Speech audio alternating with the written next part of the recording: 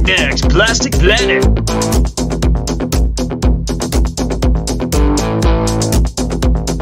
With your host, it's Knick-Knack!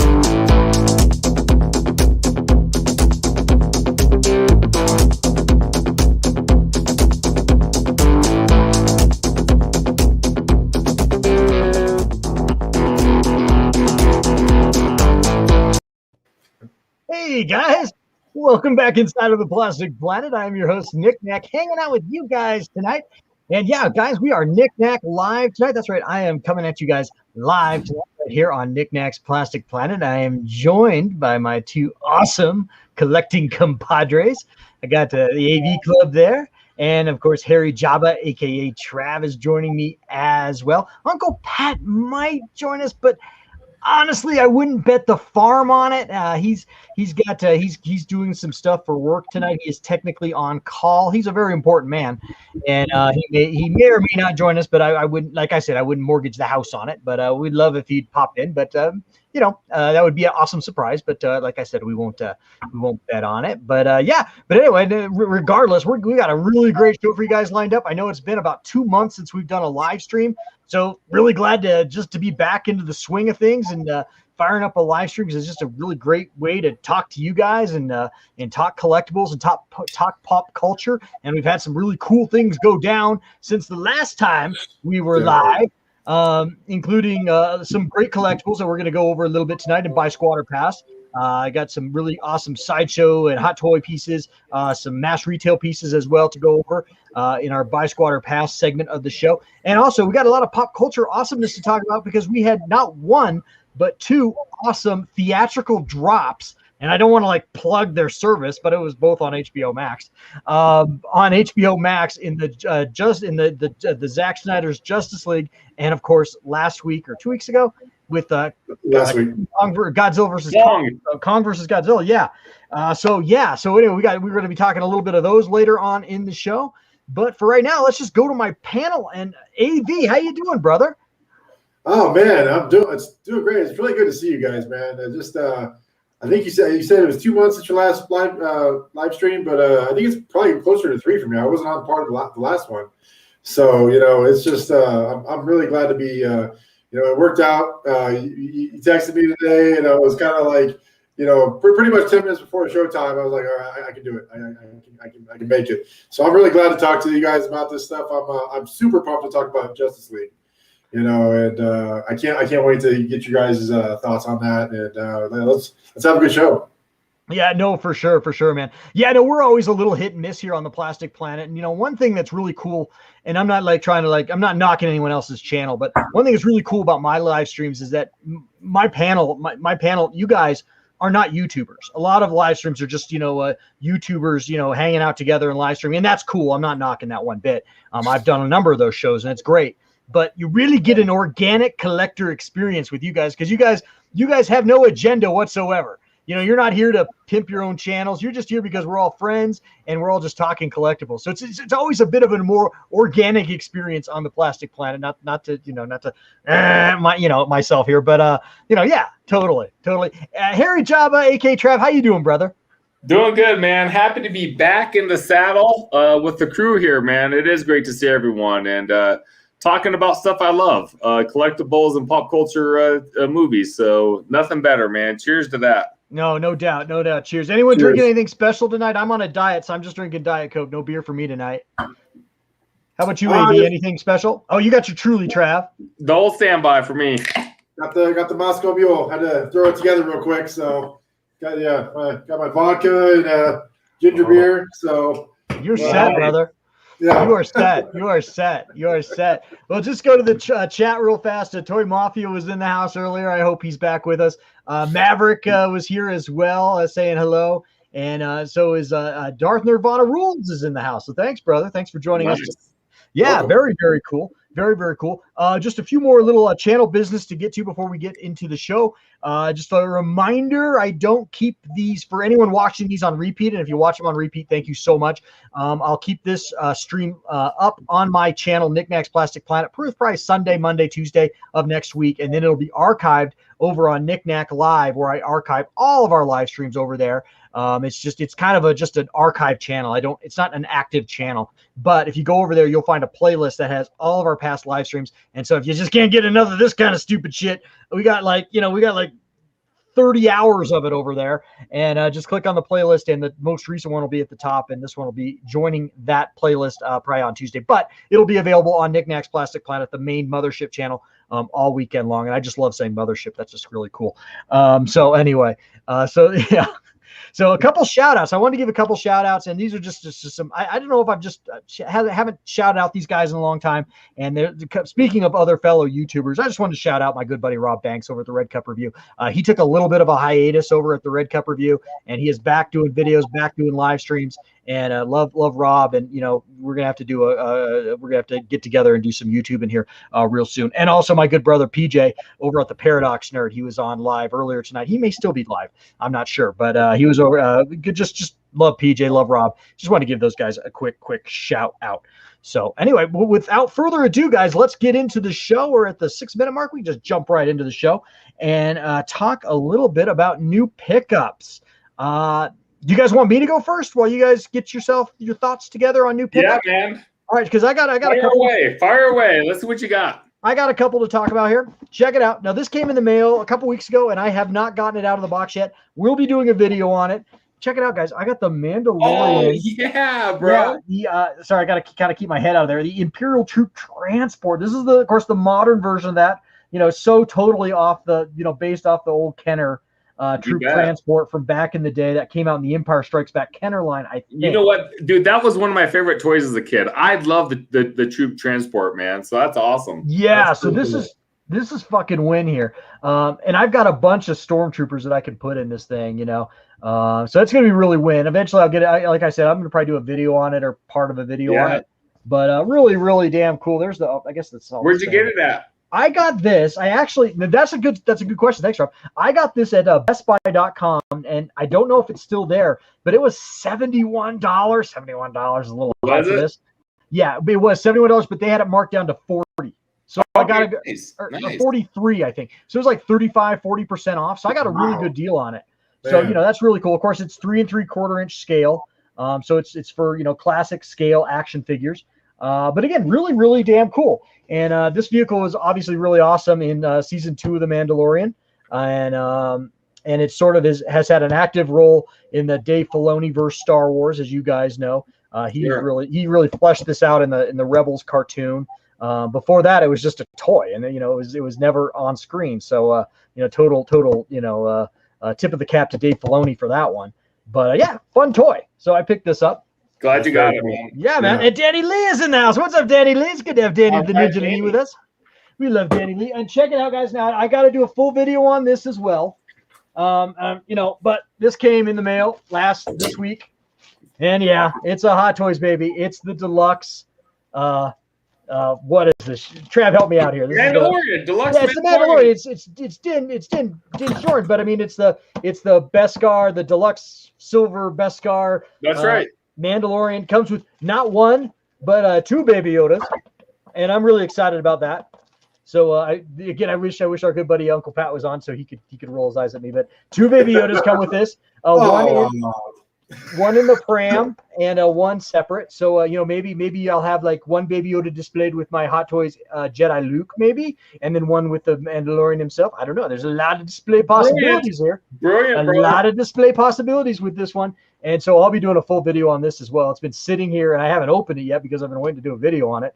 But I'll be doing a full video on this guy as well. So those are my 2 major pickups for this week. I guess it's not this week. It's been a couple weeks since we've met. But those are my 2 major pickups that I haven't talked about on the channel otherwise. But how about you? AV? You got anything? Yeah, it's not like it doesn't really fall under the collector realm, but I got no. Hit us up, dude. Hit us up. It's all no. I think that I really like. I've been eyeing this thing for a while, and so I finally did it. But it's a drink dispenser basically. So it's got the light bulb here, and I was debating back and forth whether to show you guys this or not because it doesn't really fall under the umbrella. No, I'm glad you did, dude. That's awesome. But you get your jack. and you pour it. You put it in here, and it pours the drink out of this little hose right here. And you know, I don't know. It totally it pushes all the buttons, man. It's awesome, dude. That is awesome, dude. Yeah. That is really That's damn cool. cool. It looks like a piece of art, man. It's fantastic. Yeah, I know. So we got the bar down here. You know, wife rolls her eyes when I, you know, show this to her, but you know, it's fine. I think that's pretty cool, man. I like it.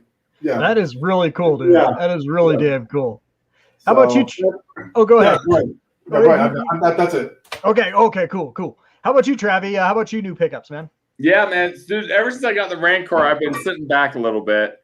Yeah. You Oh, know, and by the way, just to go back into the Rancor, if you guys haven't seen Travi's Rancor, we did a full video on it here on the Plastic Planet. Not now, don't leave the live stream because we want you here right now, but afterwards, check out if you haven't, check out that video here on the Plastic Planet of Trav's Rancor. $1,400 piece, so beautiful. I'm sorry, I'm not gonna steal your thunder. Go ahead.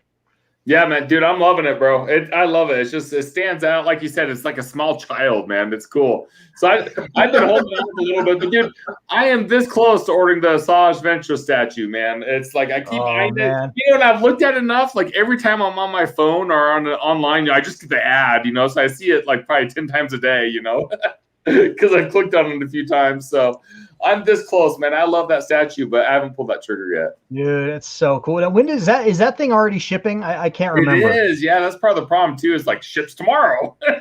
Oh yeah, I know. You know, the last time I was at your house, it was totally your fault, Trav. When we shot your Rancor, totally your fault. That's why I bought the fucking Jabba, man. The Jabba. I was at your house, and it just was like, I just was looking at your Jabba, dude, and it's gotta happen. Yeah, It's gotta happen. So I ordered up my Jabba, and I didn't talk about this on the video itself, but I ordered it up, and I used. I don't know if this is good or bad, guys. I don't know. This is like chalk this up as maybe like questionable financial decisions, but I used that Affirm that they offer on Sideshow Collectibles for certain in-stock items. So I financed it through Affirm because I didn't want to dump that full $800 onto my credit card because then I was afraid, you know, it would just get like buried. You know what I mean? And it would never get paid off. So what's nice about the Affirm is that it's actually an app on your phone, and you know, and you can just go in there and pay it as you go. And it's actually pretty slick. I mean, I've got it financed where I only have to pay like $72 a month, but I've already paid like $300 down on it, and I'll probably have it paid off by the summer. nice. But you know, I have like 12 months to pay it off. But like I said, I'll probably have it paid off by the summer. But yeah, it was really nice. I actually was kind of like, yeah, that's not a bad way to go. Just so you can kind of compartmentalize your collector debt. You know what I mean? So it's not like you're not just like throwing it down the Citibank asshole. You know what I mean? Right. So anyway, program, man. Maybe I'll have to do that for the Asajj, you know? maybe, dude, because like I said, dude, it's like you can finance it. And I went with a low finance, but of course, you know, so they have me at a little higher interest rate. But the faster I pay it off, the less of that interest rate I'll pay. Okay, so, cool. You know, you don't pay the whole amount necessarily. You know, past the amount of the figure and the shipping on it. But you know, there is an interest in there. But you know, the sooner you pay it off, the interest doesn't. The lower count. that goes. The lower that interest goes. So, like I said, you know, I have about I think my loan's worth a year, 12 months, and I'll have it paid off in 4 months. So I'll pay the interest will be negligible on that. So I don't think Affirm's a really bad way to go. Not to you know not to encourage people to make bad financial decisions, but I don't think it's a bad way to go. Mav agrees with me. He says he used Affirm for the Chewbacca premium format. So that's awesome. That's awesome. And you know what? While we got Mav here, and I hope I don't embarrass him. I really don't. But I want to wish him just a really, really awesome. He just got engaged, and so a big Plastic Planet salute to Mav. Congrats, brother. For on your engagement, and so congrats, brother. And yeah, just wanted to throw that out there. So really, really stoked for you, brother. Really, really awesome. You told me a little bit about your fiance, and she sounds like a keeper, man, because she tolerates all your plastic shit. So you know, when you can find a lady that'll tolerate your plastic crap, you're winning at life. Yes, it's like the game of life. You're a winner at the game of life when you can find a lady that tolerates your plastic shit. A winner at the game of life. That's right. So anyway, that's pretty cool. Anyway, so I guess that's it. I guess that's it for pickups this week. Oh, did you have anything else, Trav? Oh, you didn't. Nothing else. Nope, that's it, man. Okay. Cool. Well, all right, guys. Well, let's just get into the rest of the show tonight. And I wanted to do a little segue before we go into Buy Squatter Pass. And oh, by the way, everyone is congratulating Mav in the comments section. So again, just a little big cheerio to our good buddy there. Cheerio, is that like an English thing? I don't know. That just rolled off my tongue just now. It is. Is that cheerio? I don't even know what that means. Maybe one of our UK listeners, subscribers can tell me if I use that right. Because I feel like a dumbass right now. But it's fine. It's fine. Yeah. Curtis Schultz, welcome, buddy. How's it going, brother? Welcome inside of the Plastic Planet. So anyway, all right. So let's just do a little segue before we go into Buy Squatter Pass. I wanted to do a little bit of an update from our last live stream, which was a while ago. And we're going to do a little bit of obnoxious eBay auctions tonight. And we're going to go through and we're going to decide if this is worth the money they're asking for. Now, again, I always hesitate doing these a little bit because this is not a knock on these sellers. These people are perfectly good people. Sometimes people don't know what they really have and what the value is. Maybe they're just shooting for the moon. Maybe they're not really serious about selling it. They're just shooting for the moon. Although I don't know, eBay does charge you to list. So I don't know. But anyway, so these people aren't bad people or anything like that. Just get that out of the way. But we are going to critique their items and what they're asking for. So anyway, this is called obnoxious eBay auctions, and I always tend to go around Star Wars stuff because that's really what I know really well. I know Trav knows really well. So I kind of tend to go around Star Wars versus other IPs on this. So anyway, let's see. Hopefully I can do the share screen right, and let's check this out. So let's see here. Let's do this one first. This one is a pretty serious auction, and it's got a ton of watchers, so maybe it's serious. I don't know. Are you guys seeing this right now? Yep. All right. So this person is asking. I've actually deliberately logged out of my eBay my eBay account just so I don't accidentally click buy it now. But this person is asking for, am I reading this right? $1,400,000 for this collection of movie posters.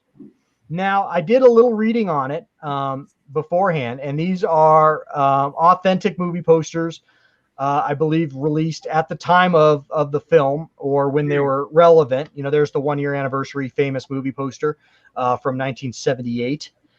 There's the Star Wars in concert poster there. I always like that one a lot. There's an Empire Strikes Back, and they're all folded because they used to fold movie posters back in the day, as you guys all know.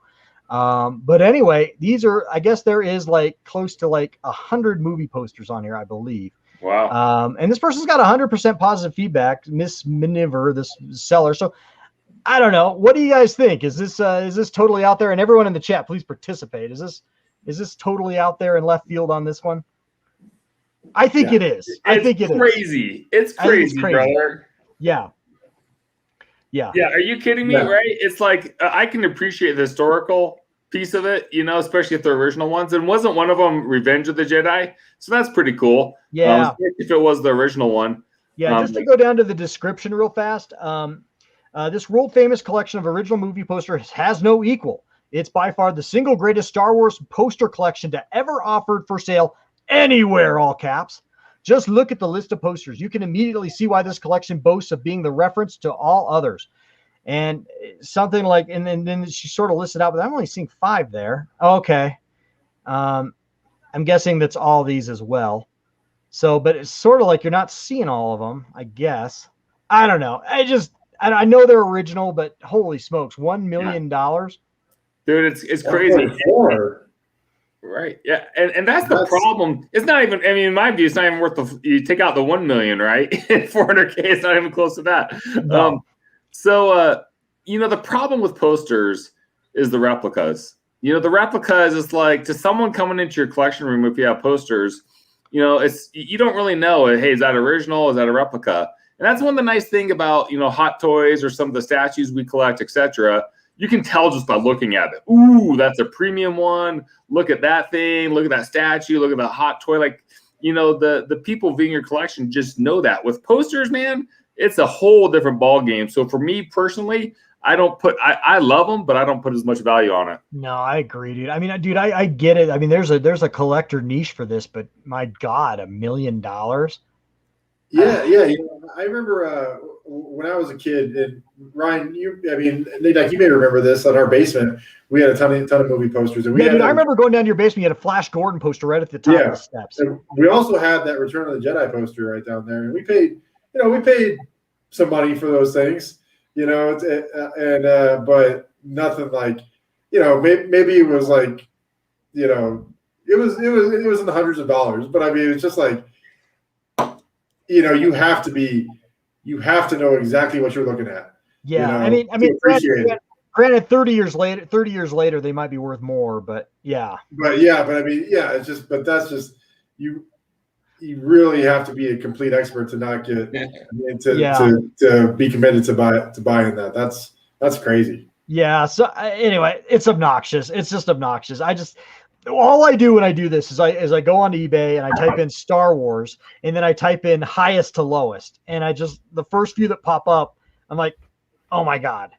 So anyway, let's look at I think I got two. Sell it, man. I mean, kudos to them if they can sell it, man. It's got that's the thing. It's got 43 watchers on it, and I don't know how serious any of those people are, but there's 43 people that are interested in that auction. Yeah.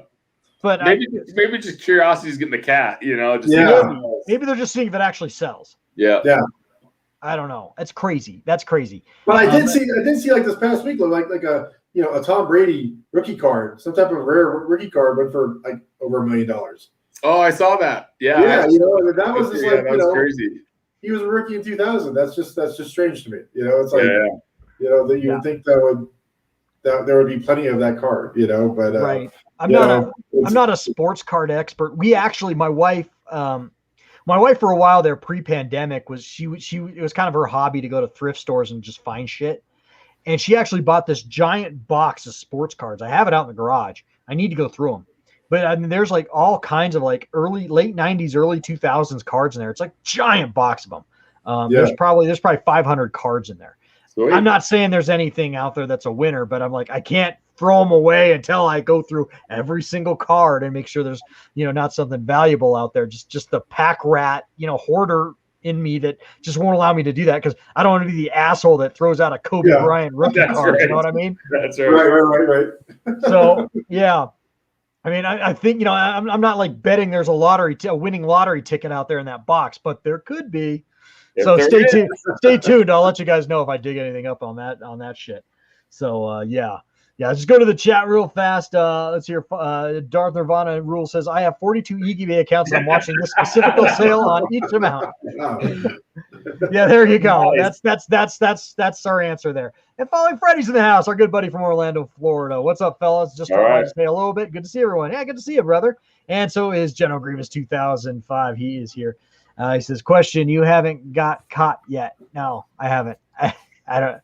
Oh, I think he's talking about. I'm not sure what he's talking about. He might be talking about my wife when I was up in the attic and I was dumping dust on her clothes. Maybe that was what he's talking about from one of my videos a while back or 2 weeks ago. I think that's what he might be talking about. But anyway, let's go to one more. Let's go to two more obnoxious eBay auctions real fast, and then we'll go to buy squad or pass roll after that. Let's see here, Chrome tab, and go down to. Sorry guys, hang on one moment. I don't want to do that one yet. No, we can do that one. We can do this one. Okay, cool. All right, guys. You guys seeing this one? This is one Lego set. It's a Lego B-Wing Starfighter. Again, I'm not saying these people are bad people or anything like that, and I don't know I just don't know where they're getting these prices from. But it looks like they have one very minted box B-Wing Starfighter Lego set. And let's just go down and read the description real fast. It's a B-Wing. It's from 2012, so it's 9 years old. And I remember that product line with the Darth Maul on the front. I remember that line of Star Wars stuff. And and he's listing separate ones he has on eBay, but this is one he has listed for $77,777.77.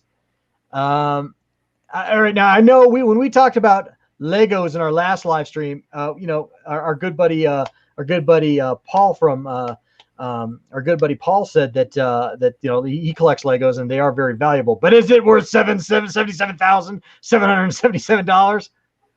I don't think so.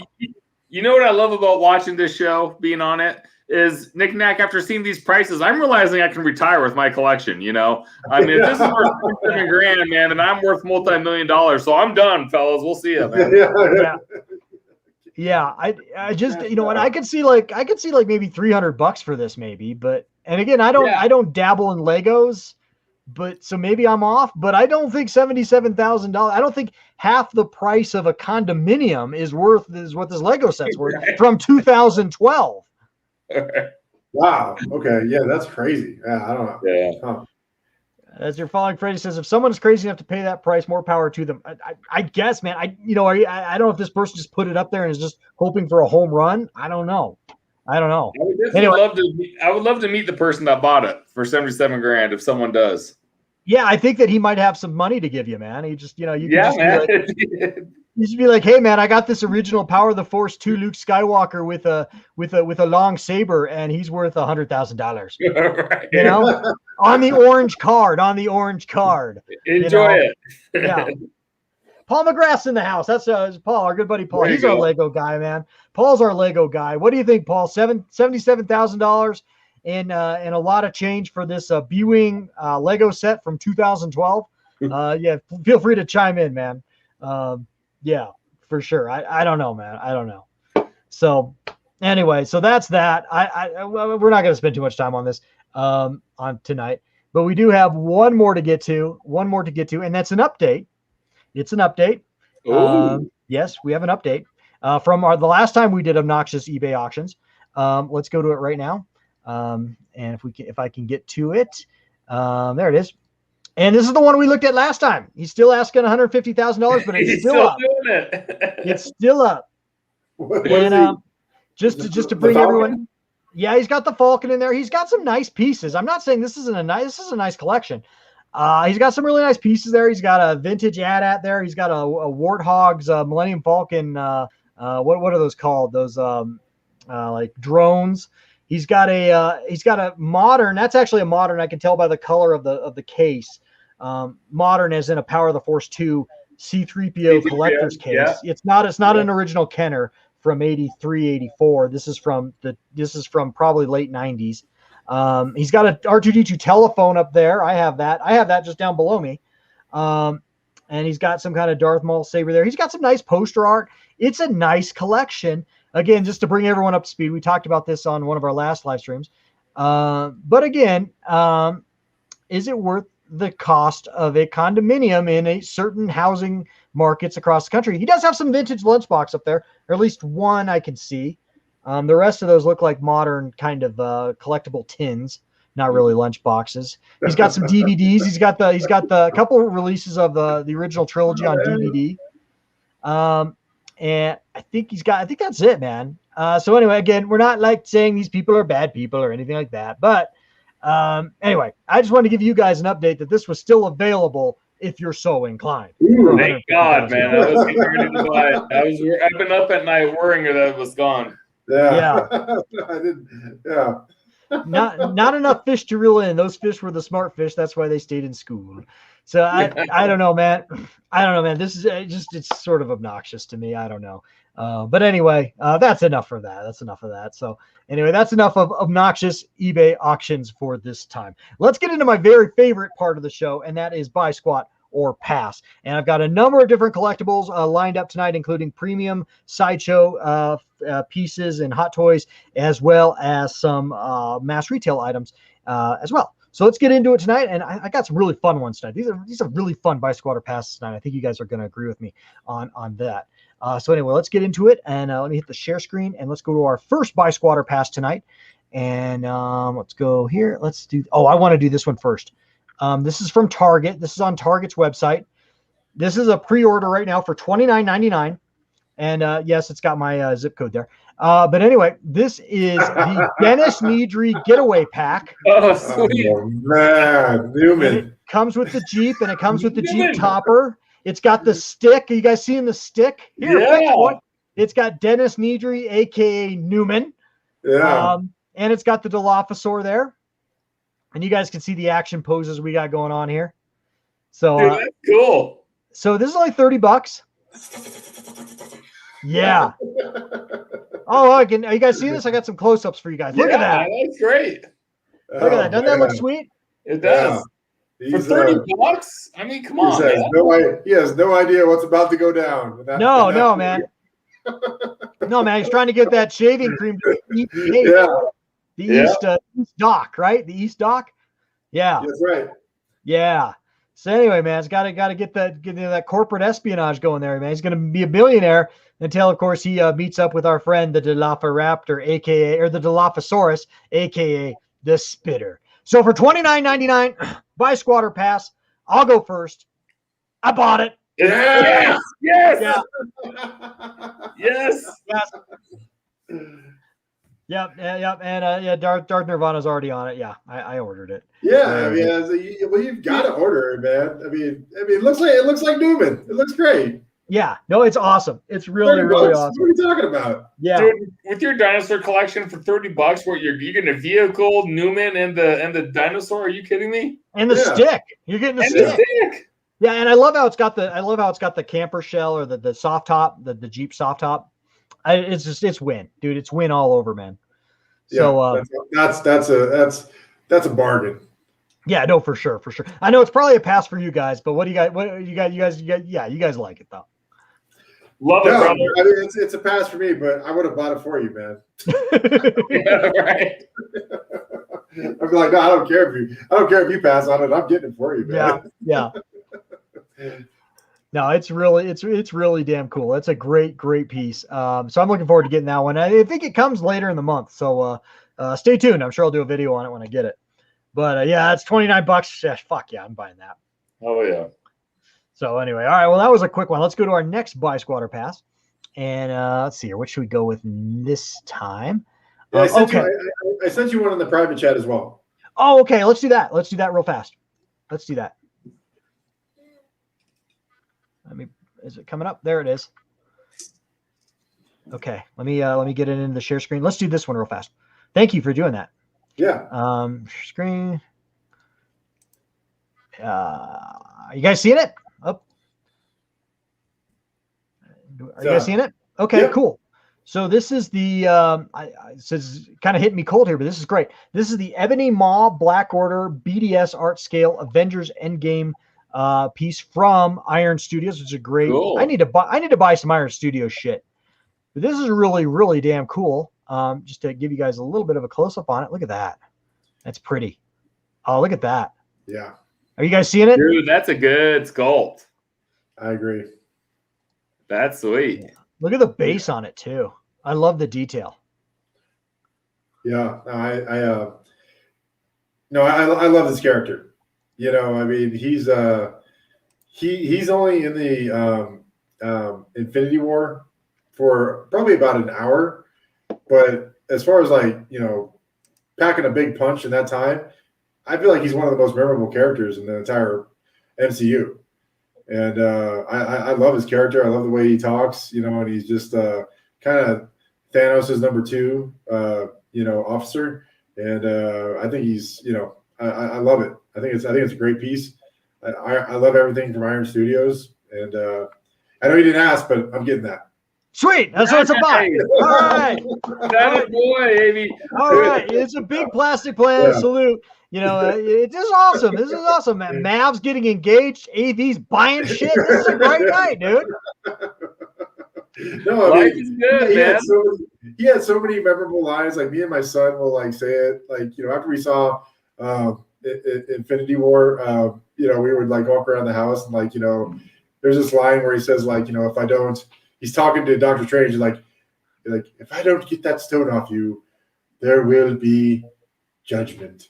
He's talking about how Thanos is basically going to kill him. And so like me and my son will be like, you know, if we don't clean this room before Mom gets home, there will be judgment. So you know, that's an easy buy for me. Yeah. It looks like I didn't see those. Those look pretty cool. It looks like there's more to collect, AV. I'm just saying. Collect them all, AV. Collect them all.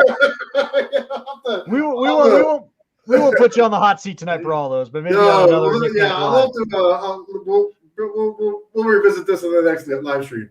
For Yeah, sure. man. What do you think? What do you? It's a pass for me. I'm not a Marvel guy, but I think it's cool looking for sure. And I'm just stoked AV's buying shit. I just love it. I love it when AV buys shit, dude. It just tickles my tweeter, man. You know. So I don't know what that fucking means, but it's awesome. What do you think, Travi? What do you think of it? Dude, I love it, man. And I agree with AV. He's a cool ass character, right? He's just pure evil, man. He's pretty cool. So kudos, man. But as cool as that character is, it'll look better with the whole set, man. So I think you're kind of right, man. Yeah, that would look pretty intense on your bar, man. I got to tell you. Yeah, no, I did not see those.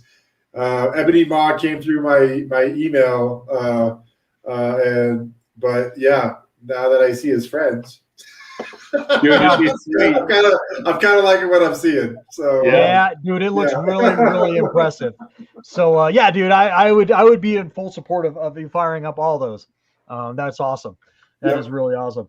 Let's go to the chat real fast. Just a few people have joined us since we were talking about that piece. Chicken fried steak is in the house. Yo nickety knack mother freaking knack. What's shaking, amigo? And I love chicken fried steak. He's our brother. And yeah. So what's up, chat crew? So yeah, this is awesome, guys. Awesome. Just got a great chat tonight. We got a great show going on. This is really great. Thank you guys so much. Thanks everybody for joining us tonight. Let's go on. Let's keep going. We got a couple more pieces to get to, and yeah, we got some good stuff in here tonight. Let me see here. Okay, so this is another piece. This is something I kind of want, but I'm on the fence about. It's a lot of money, and we talked about this when it was previewed at Virtual Comic-Con last summer, but now it's up for pre-order. Fuck, guys, I don't know, man.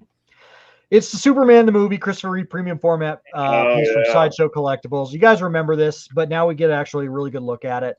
It's up for pre-order. It's north of $500. You know, if I started today, I could flex pay it. You know, I got to do it. Not that I don't have a bunch of shit in the hopper, and I really don't need that. But God, look at those boots. Those boots look so good. Dude, the sculpt of Christopher Reeves looks great, man. Oh, dude, and the cape. That's what I was about to say too, man. That's a good sculpt. Yeah, it looks like the cape's got a wire frame in it so you can pose it. Yeah, there's the steel there. It's it's 20 inches high next to the infamous Sideshow apple. Yeah, fuck. Any rate, I am so squat on this guy. I don't know, man. I don't know. What do you guys think, man? Buy squat or pass, and should I buy it? Go ahead, AV. I think you should wait for it to go down a little bit. Maybe. Well, it'll never go down. It'll just go up, man. Right. It's not going down. You think so? Yeah, I do. For sure. I do. Okay. I do. Yeah, I don't know. I mean, it does. I mean, that's a good sculpt of Christopher Reeve. It's beautiful. The problem is that, and maybe I don't know if you guys can see it real well. I have kind of limited room for my DC collection. You guys are seeing my DC collection off to the side there. I'd have to bring in another detail if I bought this piece, because I got all those details full of the DC collectibles now, and I wouldn't want to put him on top of a detail, not down here, because down here I'm in the basement where I keep my DC collection, and down here, man, it's nothing but stone cold concrete. Yeah. So you guys can imagine the disaster that could happen if I just sat him up on a detail. I'd have to buy. I really would have to buy more storage or more display room for him. But everyone in the chat's chiming in. Paul thinks I need to buy it, spend that stimmy cash. And there you go. Yeah. I don't know, man. What do you think? What do you think? Frawling Freddy, he wants to be my enabler on this. He thinks we should both buy it. There you go. Yeah. To Freddy, you listen, you must. Yeah, Mark Pearson, our good brother Mark Pearson. I've recently got into statues. Always said I'd get into Hot Toys Christopher Reeves. Hopefully can find some free shipping. Yeah, I do have a Hot Toys Christopher Reeve, so maybe there's some redundancy there too. And I love my Hot Toys Christopher Reeve. Yeah, so, that's what I was about to say. It's like I think you got that one kind of. I mean, covered. I think I like the one you have already more. I mean, they're all great. I mean, dude. I mean, how many Christopher Reeve Superman's like Darth Vader though? I could have 5 of them. You know, I don't know. Mark Pearson says, he already said that. And then General Grievous says, this and always will be my Superman. Yeah, dude. Christopher Reeve is, I mean, dude, I love Henry Cavill. I even like Brandon Roth a lot. But Christopher Reeve will always be my Superman as well. What do you think, Travi? Yeah, dude, I love it, man. Premium format size. That's the key difference, right? This thing is going to be 20 inches tall. Yeah, it's a premium format. Yeah, dude. So that's going to stand out. I freaking love it, man. I think they nailed the sculpt and cape. Yeah, it's beautiful. It's go ahead, brother. I'm sorry. It's a pass for me, but yeah, I can see how this is tempting for you, bro. Because this is a hell of a piece. Yeah, it's a firm squat, man. Sandy 72 T-Man. Thanks for joining us tonight. He says they say you can't pass him, no way. So they think I need to buy him as well. So I don't know. I don't know, man. I'm not committed. Have they established a run quantity on him yet? Maybe. I think it's like, the perfect facial expression of him, though. It really is. It's just like he's he knows he's Superman, but he's humble. Yeah, that's the archetype of Christopher Reeve, man. Yeah, I love him so much, man. I just do, and yeah. I mean, this man, that's just my childhood encapsulated there. Curtis Schultz says, "Sell something for 100,000 and add them to the house." Yeah. There you go. I'll just sell. I'll just sell. Man. I'll just sell some of my kids' dirty Legos for $100,000. Yeah. Yeah. And, sell that new one you just bought for 100,000. Yeah. Right. Yeah. Right. And following Freddie's doing the Eagle coin collection daytime television commercial. You'll regret it if you don't. So purchase now to avoid future regret. So. Following Freddie's a wise man. I think he is too. Again, it's a firm squat. I'll let you guys know. I'm still thinking about it. Yeah. I'm still thinking about it. I'm not going to commit tonight, man. I just got so much other shit I've bought or I'm buying. I don't know, man. Of course, it doesn't come till fourth quarter next year, but I keep doing that. And I was talking about this in our last live stream. I keep mortgaging future Ryan's money. It's like future self, it's not coming till next year. It's not coming till 2022. It's okay. I can buy it now. It's it's future self will take care of it. I don't have to worry about it. But, future self is going to be really pissed off at past Knick-Knack for mortgaging his ass with all these collectibles that are going to start hitting my credit card in flex pays. So yeah, I don't know. I don't know. Wisconsin Packer Brewer Paul is in the house. What's up, brother? He loves that piece too. Yeah, he's feeling my pain. And General Grievous suggests I could sell my soul. I think I already did that. I mortgaged that for my my freaking job on a firm. But anyway, yeah. So anyway, that's a great piece. We'll see. To be continued on that one for sure. Let's go to our next piece tonight, though. And let's see here. What's a good one to go to. Okay, let's do this one. I don't remember if we did this one in our last live stream. This is a Hot Toys Star Wars piece, and I don't remember we covered it. It's Darth Maul, guys. It's freaking Darth Maul from the season 7 of the Clone Wars. He's got his robot legs.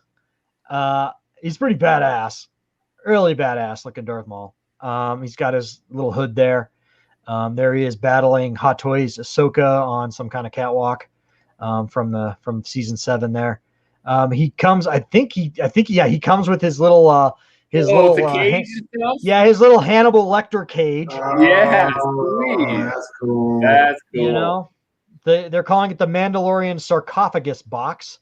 Dude, there he is. Nice head sculpt, really nice, fierce looking head sculpt on him.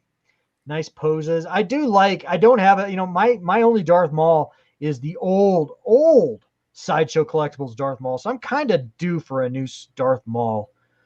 You can take off his shirt too, guys. That's hot. Yeah, it's pretty badass. So there he is in the sarcophagus. If you guys are seeing that. That's fucking cool. Yeah, and there's the accessories, all of his accessories. So he comes with quite a bit. Although I just love the fact he comes with that big box, not a bunch of other junk. You know what I mean?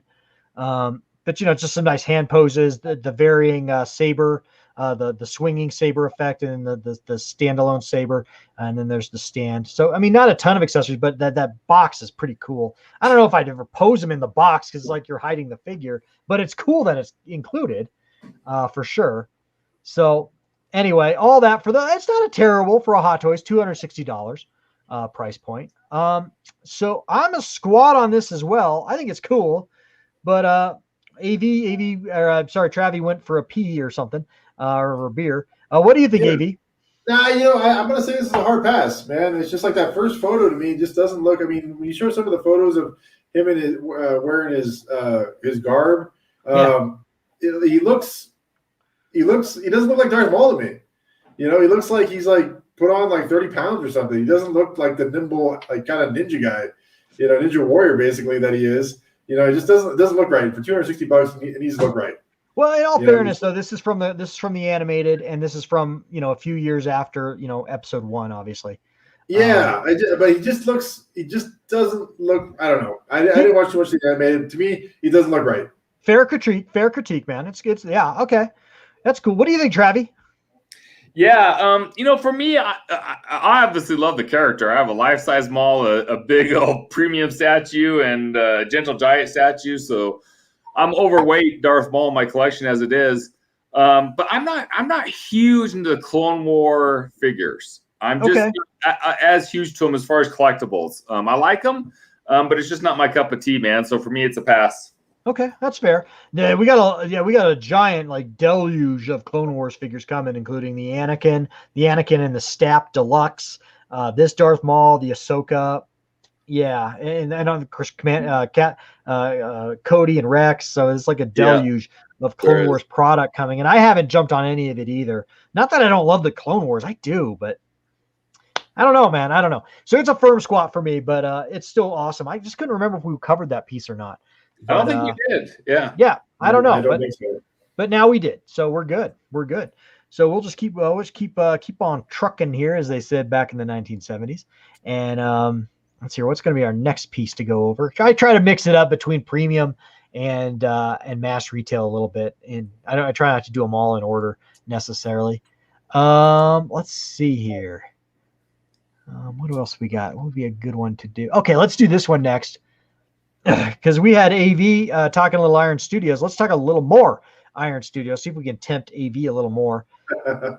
This is the Iron Man Elusive Deluxe from Spider-Man Far From Home.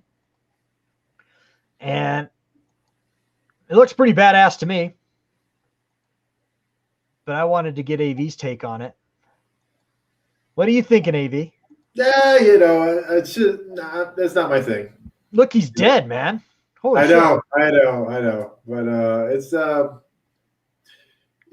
don't know. I really have to. I think I really have to love the movie too. And I wasn't. I like Spider-Man Far From Home, but it's kind of below standards for the MCU movies, I would say. Okay. So, but that's not. I'm just not into that one. Okay, that's fair. I just texted my wife real fast. I need her to bring me down a Diet Coke, man. Kind of getting parched, and I'm running out of Coke here. Hang on, can you get me a Diet Coke? ? Okay, usually I put like heart emojis and shit on there, but I don't have time. So it is a beautiful piece, though. Yeah, it is nice. I really like I just like the face sculpt on there. It's just so creepy. I mean, the smoke effect is pretty cool. Yeah, no, it's badass. It's really badass. And and I do love the price point on these Iron Studios are so, nice middle range price point for someone who doesn't want to spend $1,200 on a statue, and they're nice, reasonable size, If I can scan back there and show the scale on it one more time. Nice, reasonable size. I don't know how tall this gentleman is that's holding it, but nice, reasonable size on that, 21 centimeters, 8.2 inches. I just don't think too many people that are Marvel people think this is like a big moment, Okay. in the MCU storyline. Yeah, I mean it's probably for completists though. There's definitely completists out there though. That definitely this would itch their sweet spot. You know what I mean? Yeah, for sure. What do you think about it, Trey? Yeah, I'm not the biggest fan of it. To me, it kind of looks like more like Ultron, in the Age of Ultron movie, right? When he's all like coming together as a robot and everything else, more so than it almost does Iron Man, or just as much so. So, Yeah, for I know me, what you're talking about. he does, right? I mean, so for me, it's a pass because I gotta look hard. And I'm like, oh yeah, that is Iron Man. Just because his face more looks like Ultron to me in some ways. Anyway, it's a pass for me. Okay, fair enough. All right, well, let's keep going. It's obviously a pass for me. I'm not a Marvel guy, but I just thought it was really cool. I really like the skull in there. I just thought it was so, I don't know. But I do appreciate you showing that, though. I do love Iron Studios. That is my wheelhouse. No, I just thought it was a cool piece. I mean, there's collectors out there like I'm a Star Wars guy, obviously. So like clone troopers in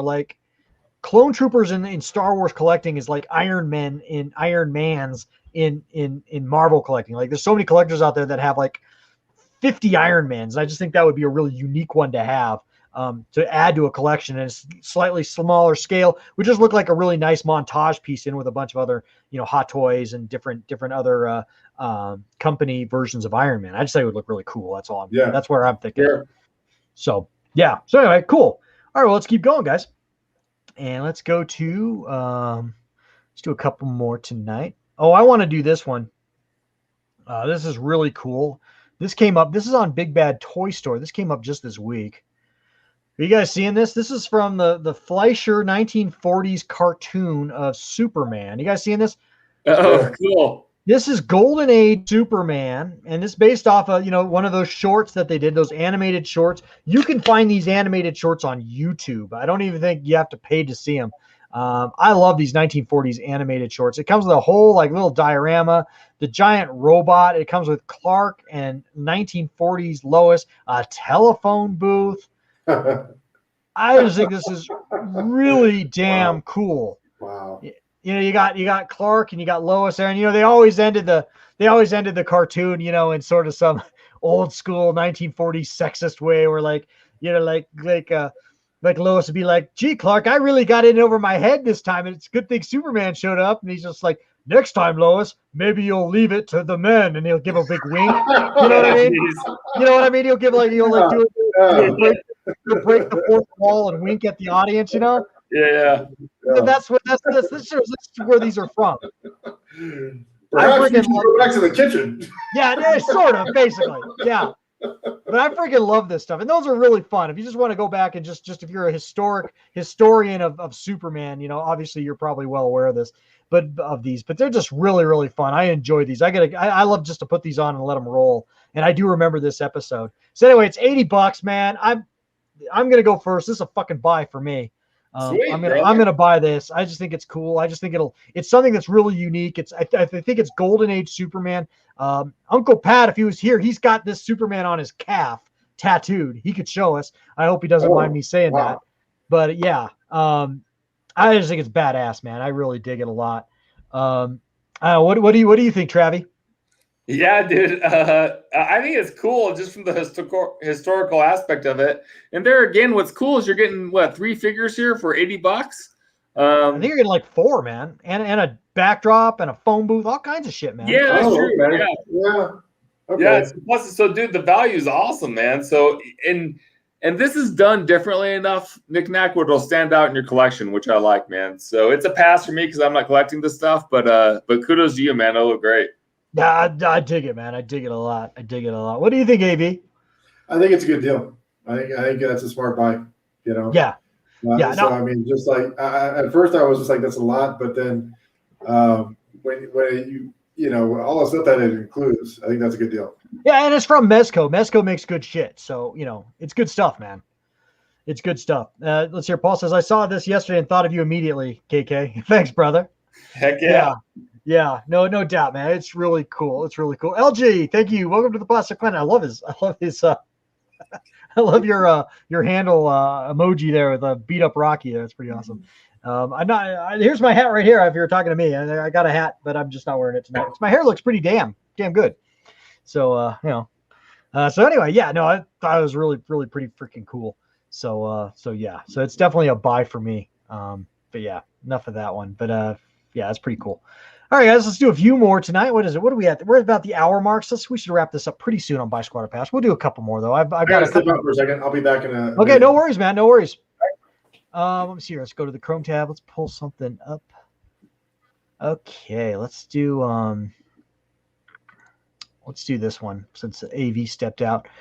This is Godzilla 89, man. It's a big statue by Mondo for $350.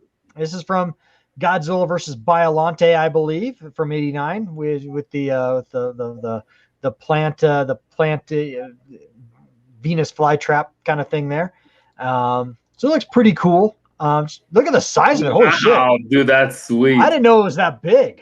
Holy cow. That's a big figure. Dude. Yeah. It's 18 inches high, man. It's like premium format size. It is. For $350, that's a hell of a deal. That's a hell of a deal, dude. I've got a vinyl H plus. I think I'm botching that. Which is a vinyl statue behind me. And that's Godzilla versus Biollante Godzilla back there. So this would be a little redundant in my collection. Really, this one's for me more than anyone because I'm the Godzilla collector among us. But it's a squat for me. Just seeing that size, initially it was a pass, but just seeing that size, holy shit, that's pretty cool. Polystone? What is the medium on him? It's a statue. It's polystone, PVC, and vinyl. So it's a mixed medium, but it's polystone, man. It's got polystone elements there. Yeah, so it's gonna have some weight. Yeah. You know? The box is pretty killer on it too. I don't know if you saw that. It's got that kind of cool, like Showa era looking box a little bit there. Although this isn't from the Showa era, this is from the Heisei era.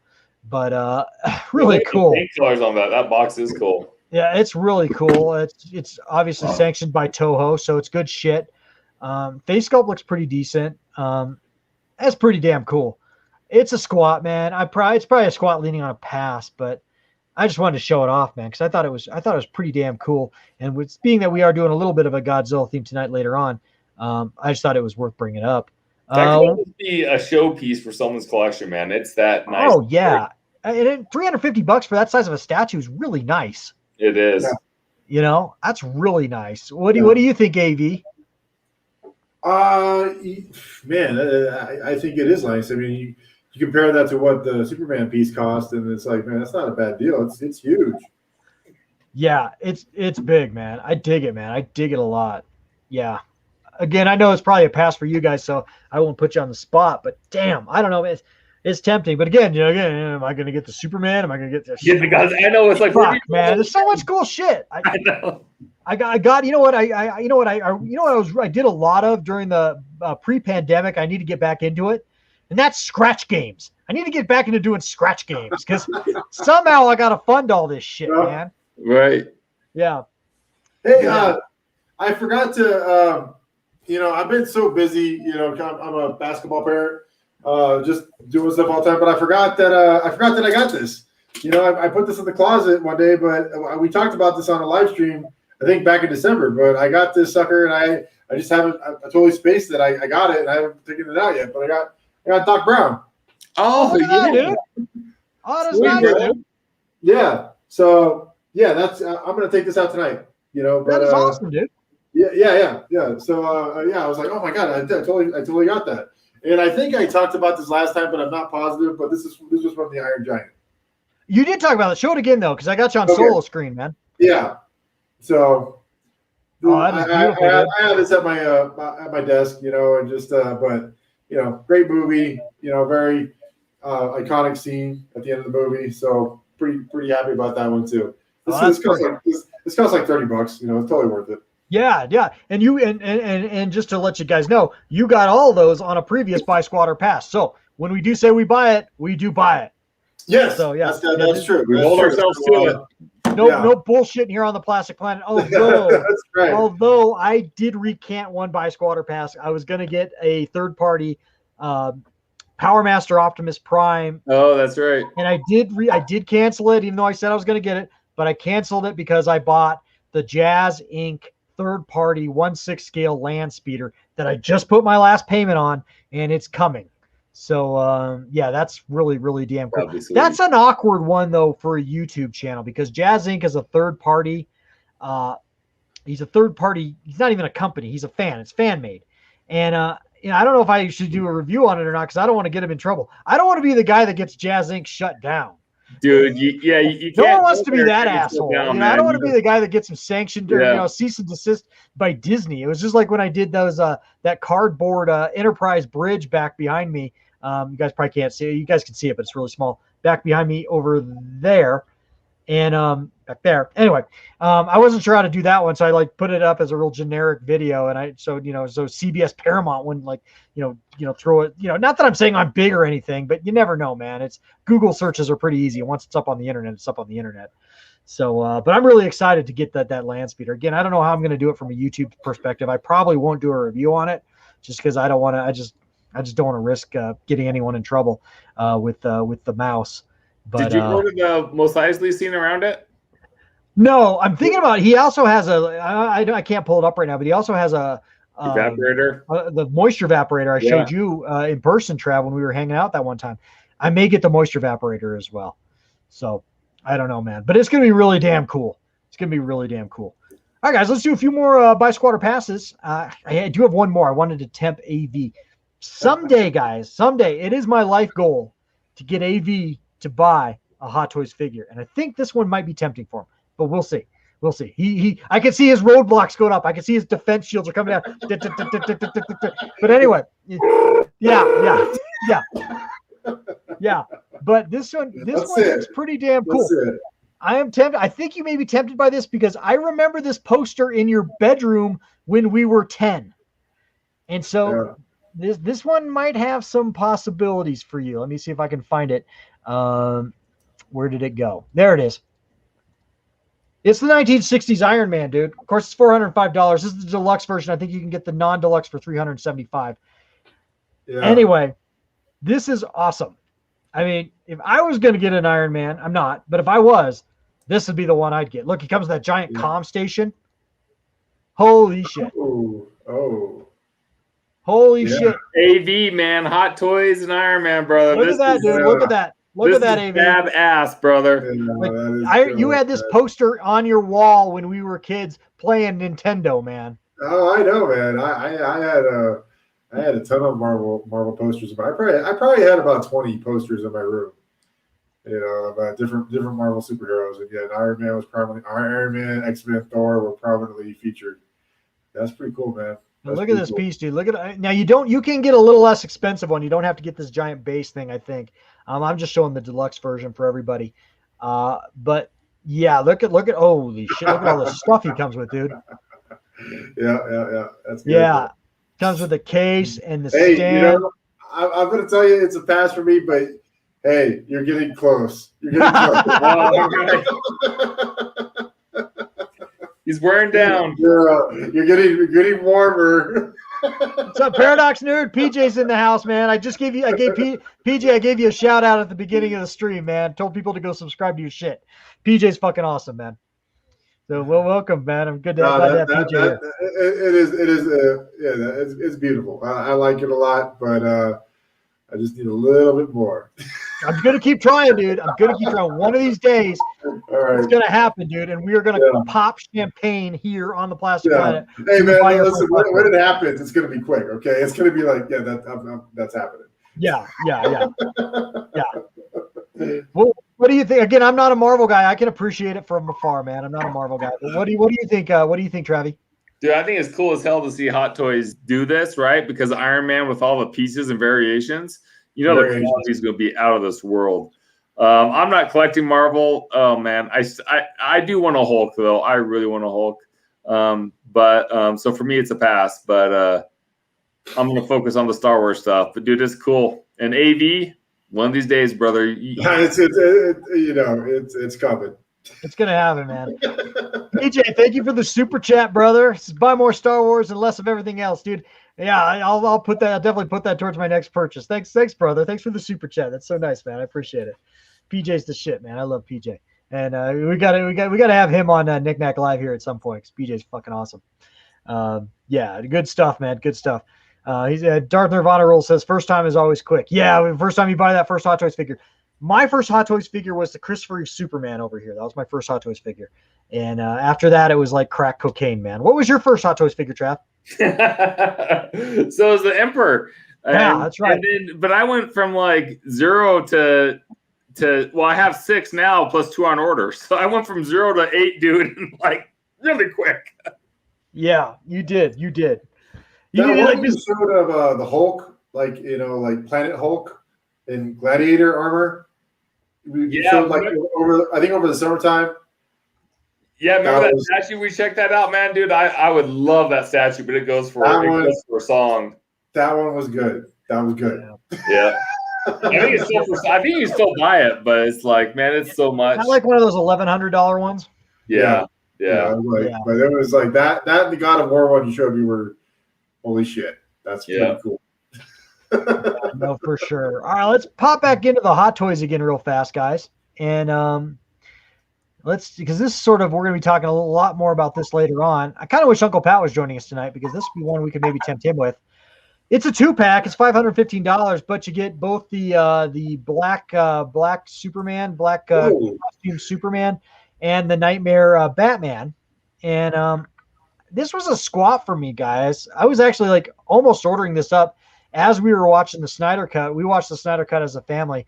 And I don't know if you guys know this, and I may actually have him on a live stream sometime soon because he's getting old enough that he could do that. And my oldest son is such a DC guy, and man, he's read a mountain of comic books courtesy of Uncle Pat, who gave him, about 4 long boxes of Batman comics, and so he's becoming quite the DC expert. But I almost bought this, so I'd take the Superman and I'd give him the Batman because he's got a detail full of shit up in his room. We're gonna do a room tour of his Batman collection at some point. But I almost bought this to split it up and give him the Batman for Christmas or something. But this is pretty damn awesome. So this is a squad for me. I already have 2 Henry Cavill Supermans. Do I really need a fucking third? Probably not. But man, the black Superman costume is pretty cool though, man. It's really fucking cool. It's really fucking cool. Oh, look at his M16 or whatever. Yeah, that's cool. Joker logo. That's pretty cool. There's the full accessory page. Again, there's a lot here. I mean, yeah, it's $516, but you're getting 2 Hot Toys figures, so the value is there. Obviously, I was kind of seeing if they broke it up. I don't know if they did or not, but anyway, I think it's pretty damn cool. It's a firm squat for me. What do you think, AV? It's a squat. If I collect it, I think that's a good deal, man. I think that's you're getting 2 pieces that look pretty damn good there for that much. I think that's good. So I understand why you were strongly considering buying it, man. It looks good. Yeah. Well, I want to get I'd love to get my son at some point. Like I said, he's almost 16. We're buying him a car later in the summer. Dude, I love seeing Batman with a gun, just because it just tells you where that character is in his life. Right. That's controversial. That's considered controversial in Batman circles. But yeah, I hear what you're saying. No, but like where he started and where he's at now, and it's just like his evolution as a character, and it's just like it just says so much. Yeah. Anyway, I'd love to give my son a Hot Toys figure. This would probably be the one to start off with. Oh man, that is not necessary. Thank you, Darth Nirvana Rules. Thank you for the $5 super chat, brother. I appreciate it, man. That is so cool. My name. That is so cool. Thank you, guys. Not necessary, but thank you so much. I'm just glad you guys are enjoying the stream tonight. What do you think, Travi? What do you think, brother? Dude, I love the pieces, man. God, those are pretty iconic. I get your reasoning for wanting to buy it and give one to your son, but they look cool together, brother. They look very cool displayed together. They do look really cool together, And eventually they will be together after I die because he's gonna get all my shit anyway. But him and his younger brother. Not that I plan on kicking the bucket anytime soon. But I don't know, man. So it's a real firm squat for me. I hear you on the plethora of things to get. If you're going to spend $515, I'd rather see you spend an extra $100 and get the Christopher Reeve statue. It is what it is, man. But cool pieces pass for me. I love it. Oh, did Mark Pearson? Oh, Mark Pearson, I didn't see that. Thanks, PJ. Mark Pearson with a super chat too. Wow, you guys are just killing me tonight with the super chat. Oh man. This is awesome. Thank you, Mark Pearson, man. This Cheers, forgot yeah. about Super Chat. That's This awesome. beer's from me. Thanks, Mark Pearson. That's again. Thank you, Mark Pearson. Thank you, Darth Nirvana Rules. Thank you, PJ. Thank you guys so much. You guys are fucking awesome, man. And I'm humbled again, man. And I've always been just so humbled by all my subscribers and super subscribers. You guys are the fucking best. And this channel is freaking awesome. And we're kind of a little family, so to speak, here, with my panel and my subscribers and all you guys. So thank you guys so much. Very, very kind. All right, guys. Well, let's do a couple more. We're kind of running over, but I do have a couple more to get to, and some of these are kind of funny. Let's do one. I want to do this one next, guys. This is not collectibles, but you guys got to see this, man. So I went on. I don't know if you guys. I went on a diet about 2 weeks ago, and I'm down 10 pounds. By the way, I've lost all my COVID weight. Again, I'm not digging for compliments. I keep saying it. I'm not digging for compliments, but compliment me. But yeah, I'm down 10 pounds. I'm very proud of that. But then this happened. Have you guys seen this? Holy shit! Krispy Kreme has Oreo donuts. This is fucking donut porn. It's donut porn. That looks good. That looks really good. Yeah. That's a AV. I mean, or Knick-Knack. That's a buy. Yeah, I was gonna say, is this my squatter pass? Guys, I may, they're only available to the 18th of this month. I might break down and go get one and just like say fuck it that day. And then try to hit it hard the next day again on the diet. But anyway, yeah, this is so delicious looking. Dude, I mean, how cool would it be to get a dozen of those, man, and watch some Star Wars? Yeah. Just freaking binge watch, man. A dozen donuts and go to town. Oh shit! Just look at that box, dude. They threw a bunch into it with their standard glaze, dude. That's like, again, that is donut porn, man. Yeah, and you can get an Oreo shake to go with it if you're not fat enough already. Holy crap! But yeah, that's they're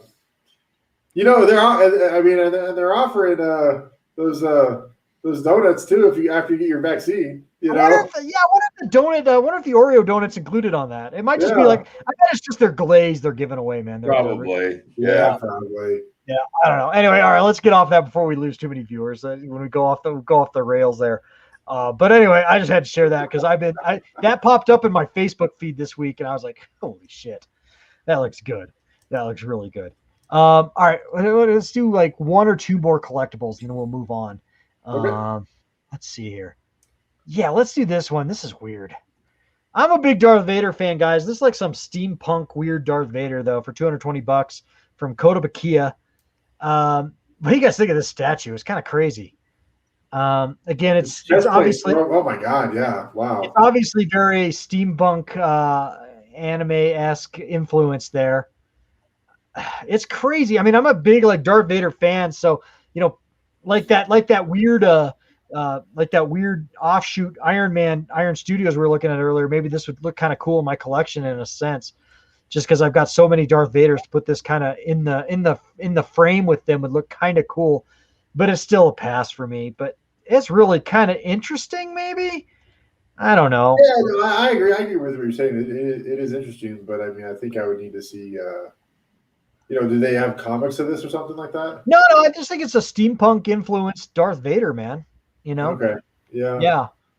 It's I mean, that's really not that much for its size, but I don't think so. What do you think, Travi?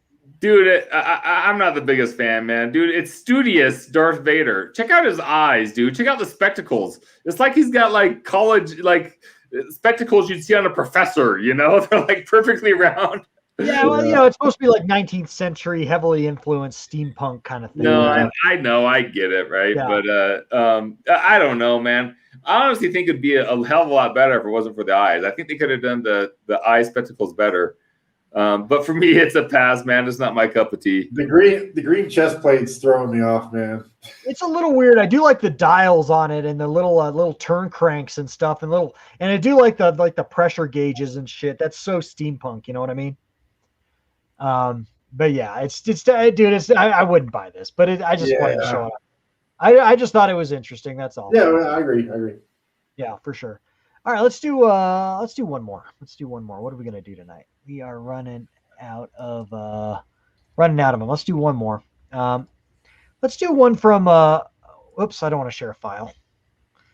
let's do one from our good friends over at Regal Robot. They always have interesting things. And PJ put me onto Regal Robot, actually. I haven't bought anything from them, but they just have some really interesting, fucking cool things. This is definitely something for your bachelor pad, or if you had like an adjoining bathroom to your man this cave. is sweet. So it's a Jabba's DS Gargoyle towel ring, and $75, but it's pretty big, as you guys can see. You mount that on your wall and put a towel there. I think this would be so cool if you, like I said, if you had like an adjoining bathroom to your man cave. You know, I mean, obviously, I wouldn't want to put this upstairs in my wife's bathroom with her lighthouse motif. You know what I mean? Wouldn't fit with that shit. But I don't know. I think it's pretty cool. It's a pass. What do you guys think? I like it, dude. It's a good conversational piece for sure. It'd be fun to put it in your main bathroom and see who notices it and talks about it. So put me down as a squat, man. I think it's cool. Sweet, man. That's sweet. What about you, Av? Yeah, it's funny. You know, I do have a bathroom down in my man cave. You know, so it's just not this one, but I'm open to something similar. Yeah, no, it's a squat. I think it's pretty cool. Again, like I said, I just don't have a bathroom where this would work. But it's pretty cool. I mean, I maybe my boys' bathroom, but they don't deserve any of that cool. It is metal because my wife would brain me with it. Good old Paul. Oh, good stuff. Good stuff. Well, cool, guys. Well, cool. Well, I think that's going to wrap up Buy Squatter Pass for this week. And that was a lot of fun. And let's go on to a little pop culture chat, if you guys will. Let's change gears just a little bit for the second 45 minutes, hour that we're left back on here on our live stream. And let's just talk a little bit. And I'm not going to show any video this time because we got knocked off the air like about 3 months ago when I was showing trailers. We're not going to do that. Hopefully I won't get in trouble for just showing some IMDb pages. I just like to give visuals. I just think visuals are nice when you're talking about stuff. So anyway, let's do a share screen. What do you guys think? Let's talk about Justice League Snyder Cut first, because that came out about a month ago now. And I think everyone's had a chance to watch it. And if you haven't, you were going to talk spoilers, so you might want to bail. I hope you have by this point. But we are going to talk spoilers from this point on. You've had enough time. On Zack Snyder's Justice League. So anyway, here's the IMDb page. I'm not going to do much with it. We're just going to look at it. It's pretty. And real quick, Red Cup Reviews in the house. What's up, Rob? What's up? All my YouTube bros are chiming in tonight. I appreciate you guys, man. A lot of love, man. Thanks, Rob. Gave you a shout out too at the beginning of the chat, man. So anyway, well, like I said, we'll have to do a YouTube thing together soon. All three of us, you, PJ, and myself. Got to get the gang back together at some point. And Spotify is here too. Welcome, brother. And never too late to join. Always appreciate it. So anyway, guys, Snyder Cut. Off this first impression, guys, and I'll just go to each one of you guys. AV, what did you think, and did you like it better than the Joss Whedon cut? Oh my God, man! When I saw the Snyder Cut was coming out, I was excited, but I didn't think it was going to be significantly different, And then, I'm definitely a much bigger Marvel fan than I am DC. Guys, I was blown away. I couldn't believe how much better this was, and I feel like it's a testament to Zack Snyder's vision for it, but also it's a huge black eye for Warner Brothers and Joss Whedon too, as for what they put out in the theaters. Because it's when I saw Justice League, I was just like. It's okay, because it came out the same. I remember it came out the same time as Thor Ragnarok, and I saw Thor Ragnarok, and I'm like, well, that's over. I mean, it's just there's no contest. I enjoy DC movies, but it was just Marvel's kicking its ass. But no, man, this is the best DC movie probably since I don't know, maybe probably since I saw Dark Knight. It was awesome. And I just couldn't believe that it was just what they went with, and released to the theater versus what they had, and I know they went back and added stuff to it, but it's just this was so much better, man. All the characters were so much more fleshed out. I mean, Cyborg and Flash actually mattered, in this movie. They basically saved the world. They all had critical roles, in saving the world. And we watched this as a family too, Knick-Knack. And my wife didn't see Justice League, but she watched this, and me and my son, like, we must have said it like 10 times. We're like, this is so much better. This is so much better during the 4-hour viewing. And I was trying to explain to her, and she just couldn't quite grasp it. But it was just like, you don't understand. Darkseid wasn't even in the movie. He wasn't. He was never present in the Justice League movie. She's like, how is that possible? How could they have released that movie without Darkseid in it? But I feel like I might be rambling a little bit, but it's just, man. This thing was. They need to bring Snider back on and do more of this stuff. Because this another example of why I feel like this. I mean, I started watching the animated DC PG-13 animated DC films like right afterwards, and I've gone through like 6 of them right now. Just because I'm so much more interested in the DC universe now after seeing this. So I mean, I thought they hit a home run, man. They hooked in a hardcore Marvel guy, man. That's incredible. No, they did. They totally did, man. I mean, I was just like, what? I mean, I just feel like it was such a black eye for what Warner Brothers rolled with for the 2017 release. Yeah, it was like, this was, it's 4 hours, but it doesn't feel like 4 hours. It's a quick 4 hours, man. And they could have easily split this up into 2 theatrical releases and been fine with it. It's just, damn, fucking great, man. And then the shocking part is, we'll get to Trav here in just 1 second. And then the shocking part is and I might be wrong, but I think the president or CEO of Warner Media comes out. She comes out like the following Monday after this blows up the internet. She comes out and says, well, we're really glad you guys enjoyed the Snyder first cut, but we're not doing any more further projects with that in the DC multiverse. Right. This is why entertainment sucks these days. They just like, it's like they deliberately like don't listen to fans. I have this same frustration with, Disney and Star Wars, and Jesus Christ. Anyway, I didn't. I mean, again, I went to the theater and saw Justice League because I go and see all this stuff, but it was like when I saw it, I was like, I don't need to see that again. I've watched this twice. I've watched this 4-hour movie twice since it came out. And I'm a Marvel guy. Yeah, Travi, what'd you think, man? Yeah, dude. I mean, so it's night and day better than the Joss Whedon cut, no doubt about it. The character development, Darkseid was key components, but I think they got the formula wrong in the sense that they should have took more of the Marvel approach where Cyborg had his own movie, kind of develop his character, right? Flash, and then bring them together. That's a common criticism. That is a common criticism. Yeah, and they should have, right? Even though I loved it, dude, it was long. It was fucking long to me, and so.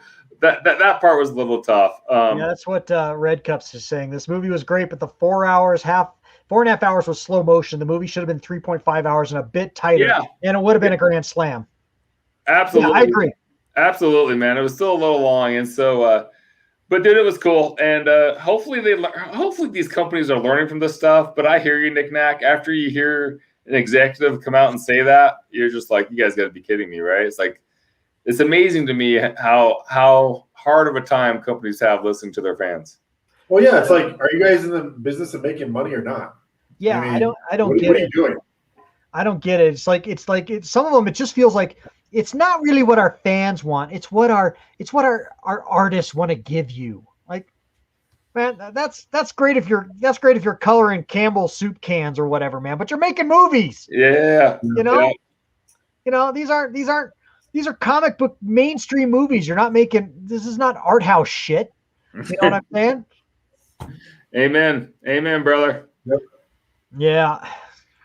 Yeah. Spotter says, if everyone does the same thing, all superhero movies will be boring. I agree. I think if he's talking about like what DC did, this was sort of a removal to what Marvel does. And I think the reason they went with the cut they did, the Joss Whedon cut they did, because they were trying to emulate Marvel.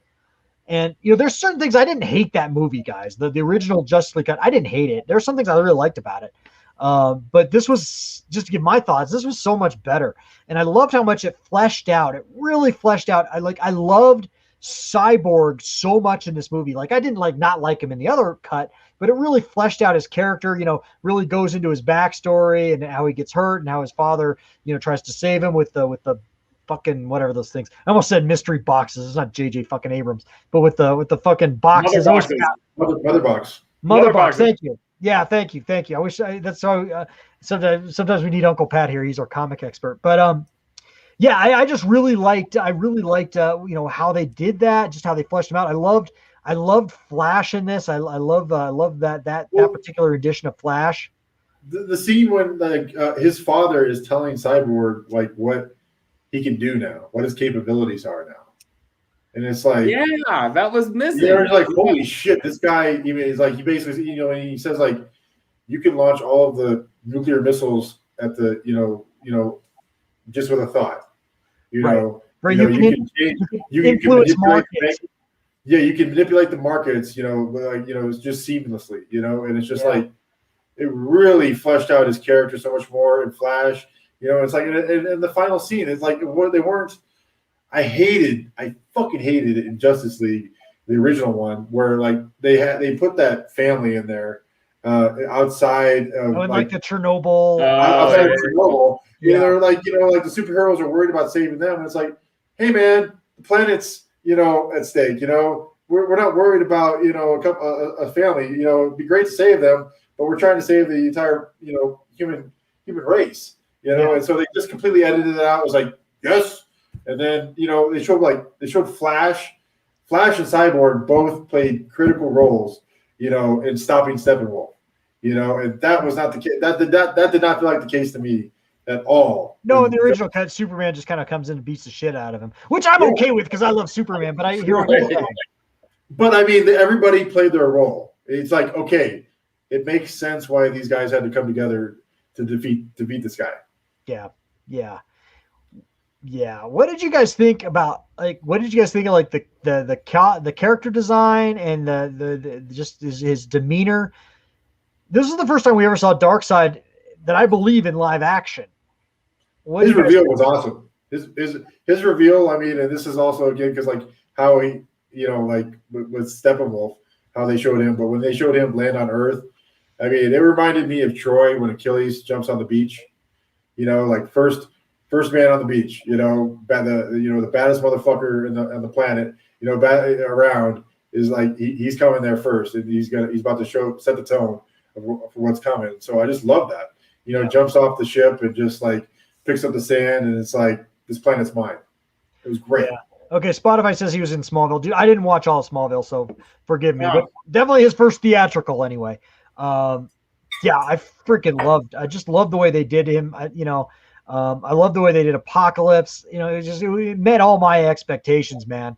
I love Darkseid because there's the only agenda Darkseid has is just he's a chaos bringer.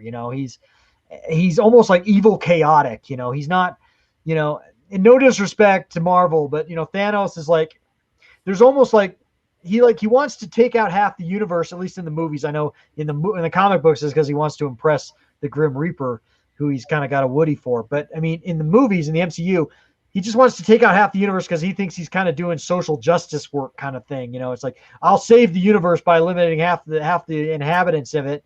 And so that, so he thinks that there's like a gray area there, but not Darkseid. Well, I mean, I'll disagree with you. I think I like that. I like Thanos more because of that, because it's like he saw what happened to his planet when they ran out of resources.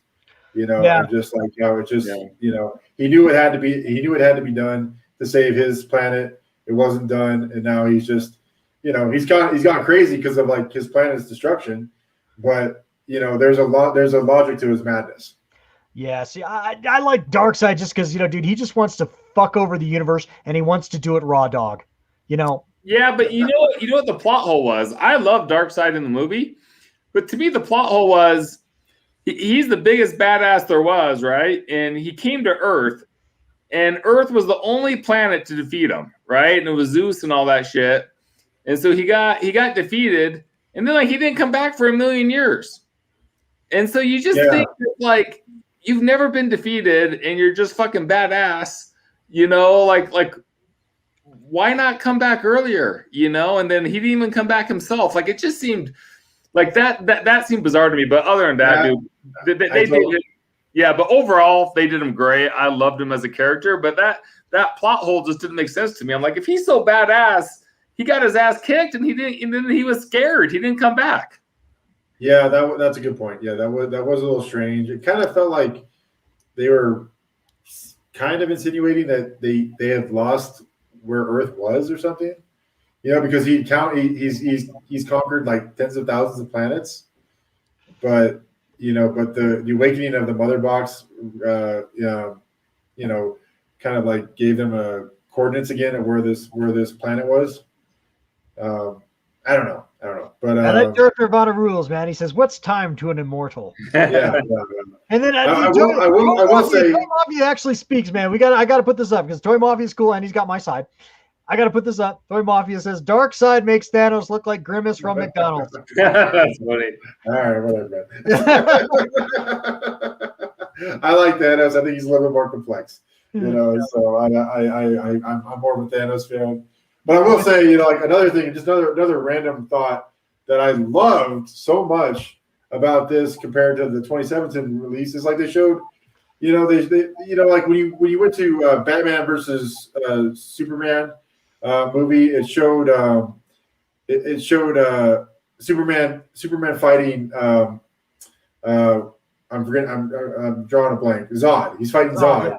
Yeah. And like we're seeing the destruction from Batman's perspective. You know, and it's just like kind of like immediately, you know, like, okay, this is where we're at in the storyline. And they did that again with the death of Superman and his scream, and how his scream like signaled like, you know, that there's no Kryptonian on Earth now, and it's okay for these boxes, they're safe to awaken. There's no threat to them. Right. I thought that explained so much more about the movie. You know, about you know where this storyline was going, because you know they just kind of drop you in there like, okay, there's these mother boxes, but it's like, well, what was the holdup before, you know? But now it's like, okay, they're these things are sensitive enough to know like when it's time to awaken. Paul's got your back there, AV. Yeah. There you go. Yeah. The one thing I didn't like about it, and this is a minor gripe. Again, I'm a big Superman guy. We all know that, and I love Henry Cavill Superman. I just didn't like the kind of evil, like the continuation of the evil Superman possibility narrative. You know, if Lois dies, Superman's going to lose his shit and kill everyone. I don't know if I like that so much because that just doesn't feel like Superman's character to me. Right. And the one thing I like, and I like the black suit. I get the black suit, and you know, in the comic books and in the DC or in the DC animated Justice League Reign of Superman, you know, he has the black suit on. He actually doesn't have the cape in it. The black suit is actually like a recharge suit that he's wearing in his Fortress of Solitude, and so it's sort of like a temporary suit he wears. It's not something he like would just like roll around in. I was kind of hoping at the end when they show Superman, you know, Clark do the thing at the end, he'd have his vibrant blue suit back on. This is a minor gripe, but you know, to me, it's like his resurrection suit, and that's about it. It's not a permanent thing. It's not, you know, I didn't dig that so much. I like the idea of it, you know, as a temporary thing, and that he'd show up wearing it. But the fact that, like, you know, he's walking through his little ship there, and he like says, you know, he sees all of his different costumes. He's like, I think I'll do black. That's not Superman. Yeah. Right. You know, that's not Superman. That's not his character. He's not dark. So I didn't I didn't like so much. Again, I'm a real nitpicker when it comes to Superman's character. I'm always gonna like think back to Christopher Reeve and how he is and how his temperament is, and that's, you know, Superman always should be about the best of our angels is Superman's character. You know, he always will subscribe to the best of our angels, and he wouldn't deliberately pick black. But you know, in the comic book and in the animated movie, it was black because it was recharging him for some reason and absorbed sunlight or some shit. There's a rationale for it. Anyway, I don't know. And maybe that was the case in this one, but it just seemed odd that he just like, I'm gonna go with that. No, I'm feeling pretty emo. What's that? Yeah, that's a good point, man. That's a good point. Yeah. With that Metal Brain, yeah, this is live, buddy. We're live tonight. We're live, bro. Yeah. This is live. Speaking of costumes, what did you guys think of Steppenwolf's new armor outfit? I liked it. I thought it was dramatically better. You know, as far as like just showing, like making him seem that much more indestructible. Yeah. And I loved when he was showing basically, you know, when he was in Darkseid's presence, how the armor came off, you know, and he was just showing submissiveness to him too. It's just like really emphasized just how much more powerful Darkseid is than him as well. Yeah. No, I like that. That was cool. Yeah. That was cool. I like that too. Well, cool guys. I think that's it for Superman or Sir Justice League. If you guys any other last comments on this? No, man. I'm glad they released it. I'll just say that, man, because it made it that much more enjoyable. Yeah, no. I plan on watching it again probably the next week. I loved it. Yeah, no, it was good. It was really good. I need to take in a second viewing, but you know, like Red Cup said, man, it's fucking 4.5 hours, man. You got to set aside some fucking time for that shit. So, yeah. So I didn't say Down Under Danny's in the house tonight. What's up, Down Under Danny? So yeah. Alrighty, guys. Well, let's move. Let's change gears one more time. We're gonna talk one more movie tonight, and again, we are talking spoilers. So if you haven't seen it yet, I don't want to spoil the movie for anybody. So you know, feel free to bail out if you haven't seen it. But we are going to be talking about Godzilla versus Kong coming up, which is another nice, awesome theatrical we got on HBO Max. So let's go to that right now. I've got a. Let me give you guys a little visual, because I like to show visuals on here. Hopefully we don't get in trouble for showing this one. One moment. I'll pull that up. And there it is. Sweet. Yeah, nice movie poster there. I do love that movie poster. Yeah. All right, guys. So Godzilla versus Kong. Let's go to you, AV, first. You've seen it, right? Yeah, I finished it a couple nights ago. Nice. What did you think? Was it worth the hype? You know, I mean, the fights were awesome. You know, that's what it is. That's what the movie's, you know, main aim is. It says it in the title, Godzilla versus Kong. So I thought the fights were pretty cool. You know, the story. You know, I'm not really going to criticize the story too much when it's Godzilla versus Kong. You know, I think one thing that I thought was a little weird was it almost felt like Godzilla was presented as a villain. You know, with how much they were, you know, just showing Kong and how much, you know, they showed like the little kid, you know, bonding with Kong. It's like they definitely want you to root for Kong. Is how I felt about it. You know, so it felt like, you know, we're supposed to be on Kong's side. Godzilla is kind of like out of control right now. But if you watch King of Monsters, like we're rooting for Godzilla in that one. But you know, it was fun, man. It was a fun popcorn movie. The destruction was crazy, you know, and it's just, you know, it was kind of funny. And again, it's a Godzilla movie, but just to see, like, you know, probably the enormous loss of life and like the characters who we're seeing through their eyes, they're kind of casual about it all, you know. But it's just like there's just, you know, skyscrapers just getting laid to waste left and right. And the fights are awesome. They're awesome. But it's just like they really didn't ever zoom in on like the actual death toll. Yeah, right. Exactly. And Mechagodzilla, that was pretty cool. That was cool. Yeah. What do you think, Travi? Dude, this was a visual feast. Are you kidding me? I loved it, man. This was pure entertainment. How cool was it watching Godzilla swim through the ocean just like you see here in this picture? I mean, that was so badass, right? A couple of times when he was coming up, you just see the sea parting, you know? It's kind of like a big shark fin coming up. Dude, it was sweet. The visual effects, see, I actually thought the story on the monsters was cool. I actually thought it was brilliant how they made Godzilla look bad at first, right? But then they revealed, hey, hell yeah, right? He's only attacking us, right? Because these jerk-offs created mecha, Right. Well, he's sensing, isn't he sensing King Ghidorah there? He's sensing King Ghidorah's presence in the Mecha Godzilla. That's right. That's right. So I He's animalistic. He's animalistic. Yeah, I thought out of the plot, I thought that part was a brilliant plot. My problem with the movie was the actors, and it's too bad because I actually liked both the actors and some of the actresses that were in it. But man, I just felt like it did not come together. I don't think it was directed well from an acting standpoint, the lines they were given. So the human actors kind of bothered me. But dude, I loved it. And I'll say this. I think it was the best movie since the pandemic. You know, it had a lot to compare, but yeah. There was a dearth of movies, right? So there wasn't a lot to compare with. But man, for me, I think I enjoyed it even more just because we haven't gotten crap in like 15 months, man. So I probably enjoyed it more just because of that. Yeah, I liked it a lot.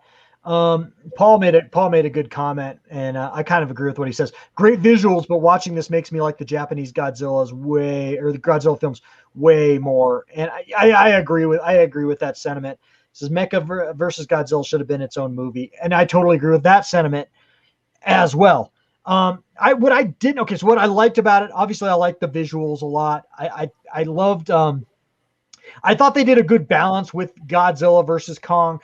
I like the fact that basically Kong, and again, we're talking spoilers, guys. I do like the fact that Kong basically kicked his ass like twice, basically. I mean, Godzilla kicked Kong's ass. Did I say that right? Godzilla basically kicked Kong's ass twice. Yeah, you said it backwards. Oh, okay, shit.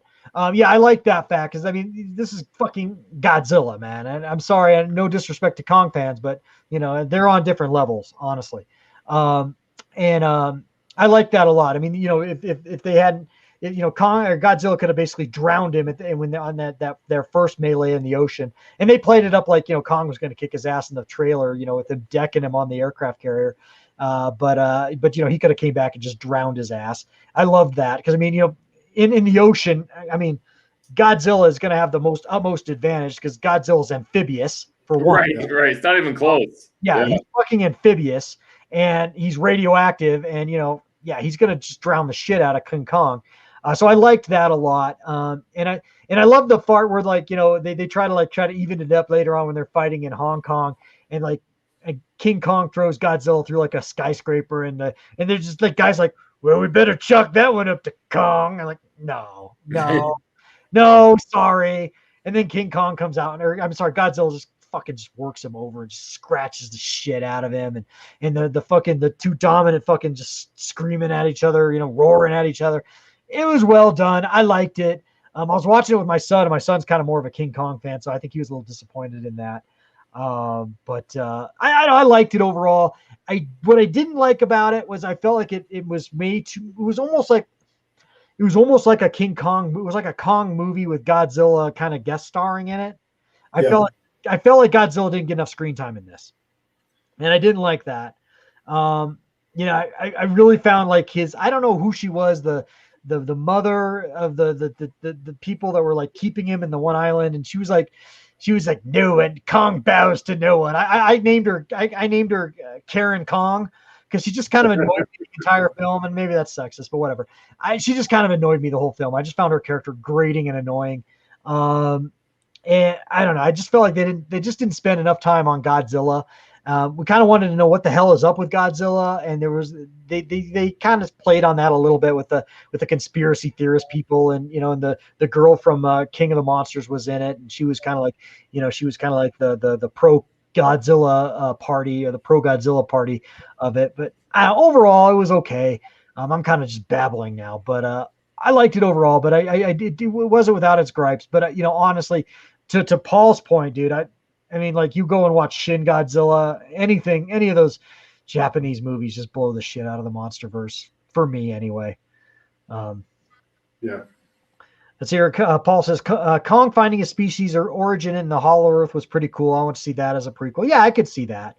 The Hollow Earth was kind of weird. What was your guys' thoughts of that? It was like something they were all doing mushrooms, man. It was weird. Yeah, I didn't like it just because it was like the Land Before Time type of deal.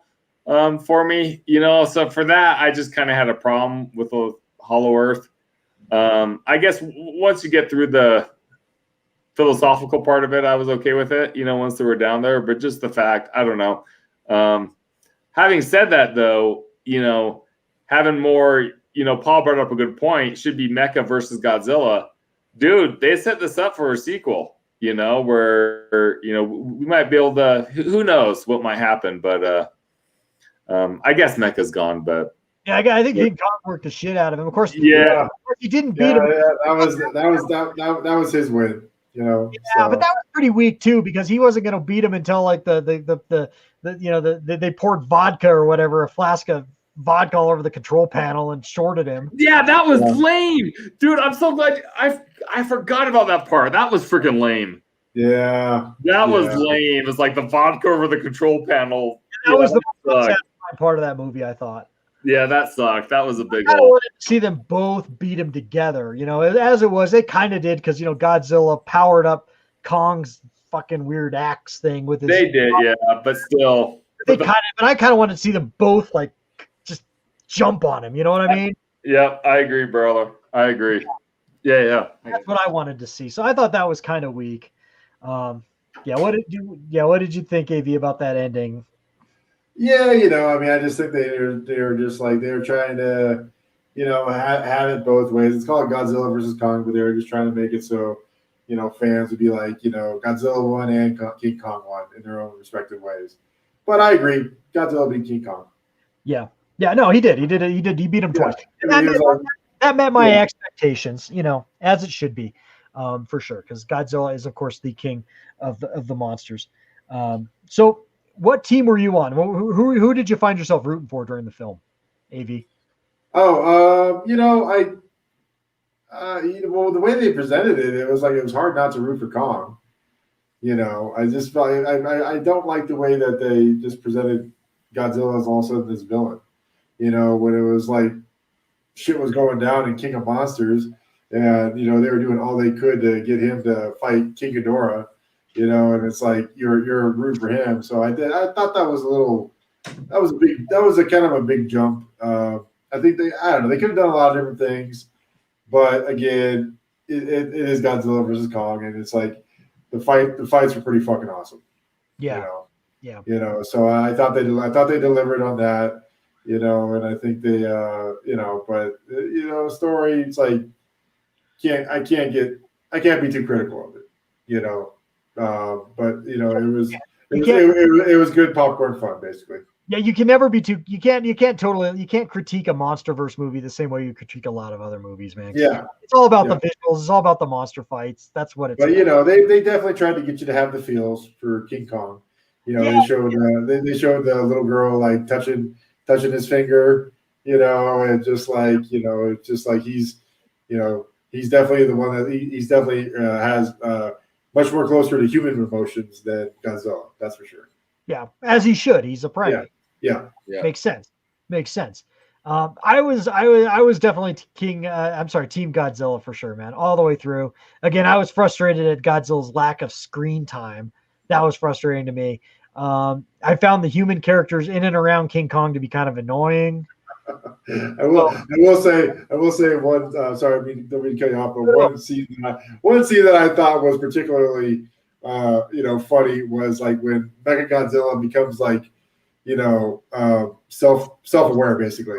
And just like he just the pilot doesn't matter. Mechagodzilla is going to do its own thing, and he sees its creator, and like the people back up like in the room. They're talking to the villain that created Mechagodzilla, and they somehow they know just to back up just enough, and Mechagodzilla takes a swipe and kills him, but it's like, it's just, he swipes just enough to leave everybody else in the room okay. I was like, that was kind of right. I think that was kind of funny. I think that was King Ghidorah taking over Mechagodzilla, basically. Yeah, I think that so. was sort of a nod, I think, to the Millennium era Godzilla versus Mechagodzilla, where Mechagodzilla was built by humans to defeat Godzilla, and he was built out of the bones from the 1954 Godzilla. And so Mechagodzilla was conflicted because he had Godzilla's DNA in him. Okay. And and that's from the Millennium Japanese era film from I think 2003, something like that. I don't remember precisely, but that was sort of a nod to that. I think, which was kind of cool. Which was kind of cool, I thought. What did you think, Trav? Were you Team Kong or Team Godzilla when you were watching? Oh man, I don't have a dog in the fight, man. Oh, you gotta have a dog. I mean, I would say, as a kid, right, I was always more of a Kong fan. So with that, I'd probably give it towards Kong. But I mean, I'd say I like Kong more, but I'm kind of like you. Is like Godzilla is just overpowered, compared to him. Yeah, I mean, it's like we're dealing with when he's like breathing. He's got a nuclear blast coming out of his mouth, man. Yeah. It's like, are you kidding me, right? Good luck, Kong, but the odds are stacked against you, bud. Yeah, although I like watching Kong fight more, right? Just because he's more agile and ape-like and primate-like. I like those scenes a little bit better than just a big awesome ray coming out of your mouth. Right. He'd thump and pound and shit. Yeah, I get it. Yeah. So for that sense, sign me up for Team Kong just because I think the visuals are a little bit better and he's a little bit cooler that way. But as far as just power, man, Godzilla, are you kidding me? Yeah. No, I loved it. There was a internet meme. I always say that wrong. That I posted on Facebook that someone else posted, and it was this it was like these kids at the zoo watching this gorilla, and the gorilla just had this expression on his face like he was explaining something to the kids. It almost looked like in the picture, and it was like the caption was I'm gonna do my best, but he's a fucking radioactive dinosaur. right. I fucking love that. Well, dude, and you saw in the movie, right? It's like it's freaking as soon as Godzilla sends them down in Hollow Earth, it's like Godzilla just blew a hole down like to the middle of the earth. That's how powerful he is. There's nowhere to run. Yeah. Songwriter, welcome, man. Welcome inside of the chat, brother. He says, I remember going to the theater with my dad to see Godzilla versus the Smog Monster, Hedorah, many moons ago. Man, that was like 1973. That's fucking awesome, dude. That is a great memory. Honestly, I didn't see that movie until just like this last couple years when I was going down a really big Godzilla rabbit hole and really going into the old Showa era Godzilla films. That one is trippy. That one has like Godzilla versus the Smog Monster, Godzilla versus Hedorah. It's got this trippy it was early 70s, but it's got this late trippy like Japanese interpretation of American culture in the late 1960s. It's got this like total like Austin Powers swag to it kind of thing. It's crazy. That's awesome. And of course, the Smog Monster Hedorah is like fucking, he's like one of the coolest Godzilla villains because, he's an alien being made from our trash. And it's kind of social commentary about pollution stuff in the 1970s. Yeah. But he's made from our trash. And he literally like, he has this like UFO mode where you'll like just see his like big eyes, and his eyes, of course, the producer said his eyes were supposed to be like a woman's vulva. And that's what they based it off of. And he has this UFO mode where he'll fly around and dump acid on people. And then it was really traumatizing to see that as a kid. I can imagine the theater single songwriter, because there's a scene where he's dumping acid on people, and then like he dumps the acid on them, and then they're just like skeletons. It's a trippy movie. I recommend it, man. If you want to go down a really deep Godzilla rabbit hole, watch Godzilla vs. Hedorah, one of my favorites from the Showa era. That's good shit, man. That's good shit. That's awesome. Darth Nirvana says, I'm looking forward to going back to the cinemas. Yeah, I'd like to go back to the movies real soon myself. I hear that. And Down Under Danny says, yeah, that was awesome. I think it was Godzilla vs. Hedorah. Good fucking shit, man. Good shit. So anyway, any final thoughts on Godzilla versus Kong, guys? I think we summed it up well, brother. Yeah, I think so too. All right, cool. All right, well, let's wrap things up here on the Plastic Planet, guys. I just got a little bit more up. I just want to get this one more comment up here. Godzilla was punching holes into the Smog Monster, tearing the muck out of it. I'll never forget that. Dude, that's fucking awesome. Dude, that's an awesome fucking memory, dude. That's an awesome memory. I have those memories too with my dad. I remember going and seeing 2010, the year we made contact with my dad in the theaters. I just remember that movie really well. I just seeing it with my dad was kind of special. Do you guys have any good memories of movies you saw with your dad? Rocky IV. Rocky IV. Nice. Yeah, that was probably went to Campus West in Fort Collins at a big theater, and I was 9 or 10, and just mid 80s, Cold War is still Russia is still sons of bitches, and like they're the bad guys in every single action movie. And when Drago killed Creed, man, that I was like, this motherfucker needs to go down now. I was like, oh, and that just cemented in my head, like, like communism is evil. So, I mean, just whenever I do it, it's like those guys are bad. Rocky needs to do something about this now. So, I mean, that was, and I saw that with my dad, and he was. I saw that, and I saw Star Trek 3, the Search for Spock with my dad too. And those two movies probably are my best movie memories as a child with my dad. Just as far as like my dad's personality and just how much he loves sci-fi too. Those were both special experiences. Yeah, dude, I remember seeing it, not to jump in, but just to piggyback off your memory of your dad. I remember seeing with your dad a couple movies. I remember seeing Revenge of the Nerds 2, Nerds in Paradise. That's right. Yeah. Yeah, Revenge of the Two Nerds, Nerds in Paradise. He took us to that. He was that cool. He also took us to Empire of the Sun. That's right. That was a pretty heavy movie, for a couple of like 11-year-old kids. It was, but it was good. I enjoyed it. I remember enjoying it a lot more than I thought. And we rented as a movie, and I was really resistant to seeing this, but we rented Highlander with your dad. I love that too. Yeah, Highlander. Oh yeah, Highlander was awesome. That was probably the closest thing to like, I don't know. There was a void, I feel like in our lives after watching Star Wars, the lightsaber fights, and that probably filled it for a little bit. They had some great sword fights in that movie. At least that's how. I'm sure looking back on it, it's probably not that good of a sword fight, but it was awesome at the time. Yeah. Single songwriter says he remembers going to see Star Wars in '77 with his dad. Dude, you don't get better than that, man. That's so fucking cool. Classic. How about you, Travi? Any good movies you remember seeing with your dad that were just really stuck out in your memory? Back to the Future, man. Oh, I did that with my dad too. Okay. Yeah, that was a fun one, man. That was just so fun. My dad wasn't as big into the sci-fi, the Star Wars and stuff like that I always was. But man, Back to the Future, man, that was a good time seeing that for sure. Yeah. And I love thinking about it, right? That was kind of cool, just thinking more about time travel and everything else. It was fun as a kid. It's jogged a memory. I remember leaving. Marty, it's your kids, Marty. There you go. I remember leaving Back to the Future with my dad. We saw it up in Fort Collins, up off. Sorry, no one non-local is going to get this reference. You guys will. But we saw it up in Fort Collins off College Avenue in the college end of town.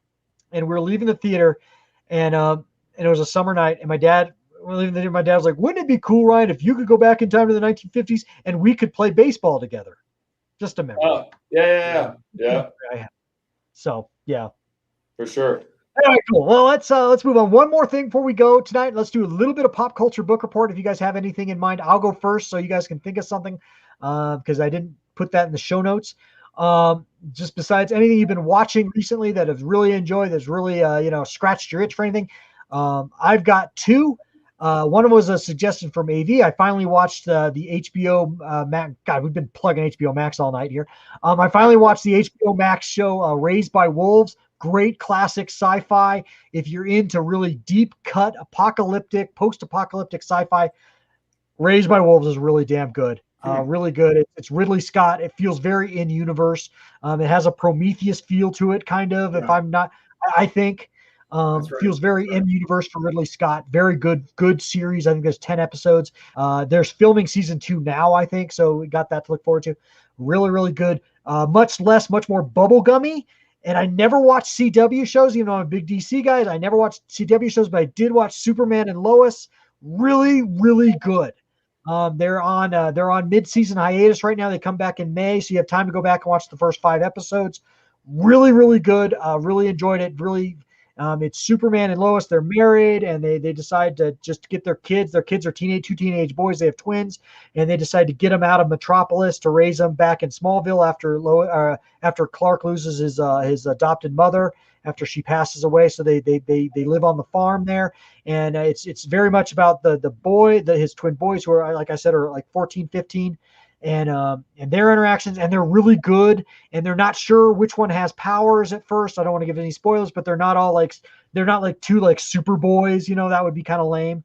Yeah. So they're not sure who has powers and how much of powers they have, because obviously they have tons of, they have they're half human, half Kryptonian, so they don't know how much of their father's powers they inherited, and which one has it, which one doesn't. It's just really well done. Superman is just great in it. I forget the actor's name, but I think he played Superman also in the Supergirl series as well. But I really, really like him in this. He really just embodies sort of like he's like halfway between Henry Cavill and Christopher Reeves. Really, I don't know. He's a great Superman. The look and feel of the show is great. Highly recommend. So yeah.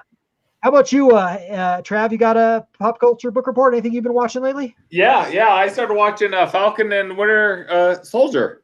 Okay, cool. Yeah, so far. So that's pretty good. It's entertaining. I've liked it so far. We'll see where it ends up.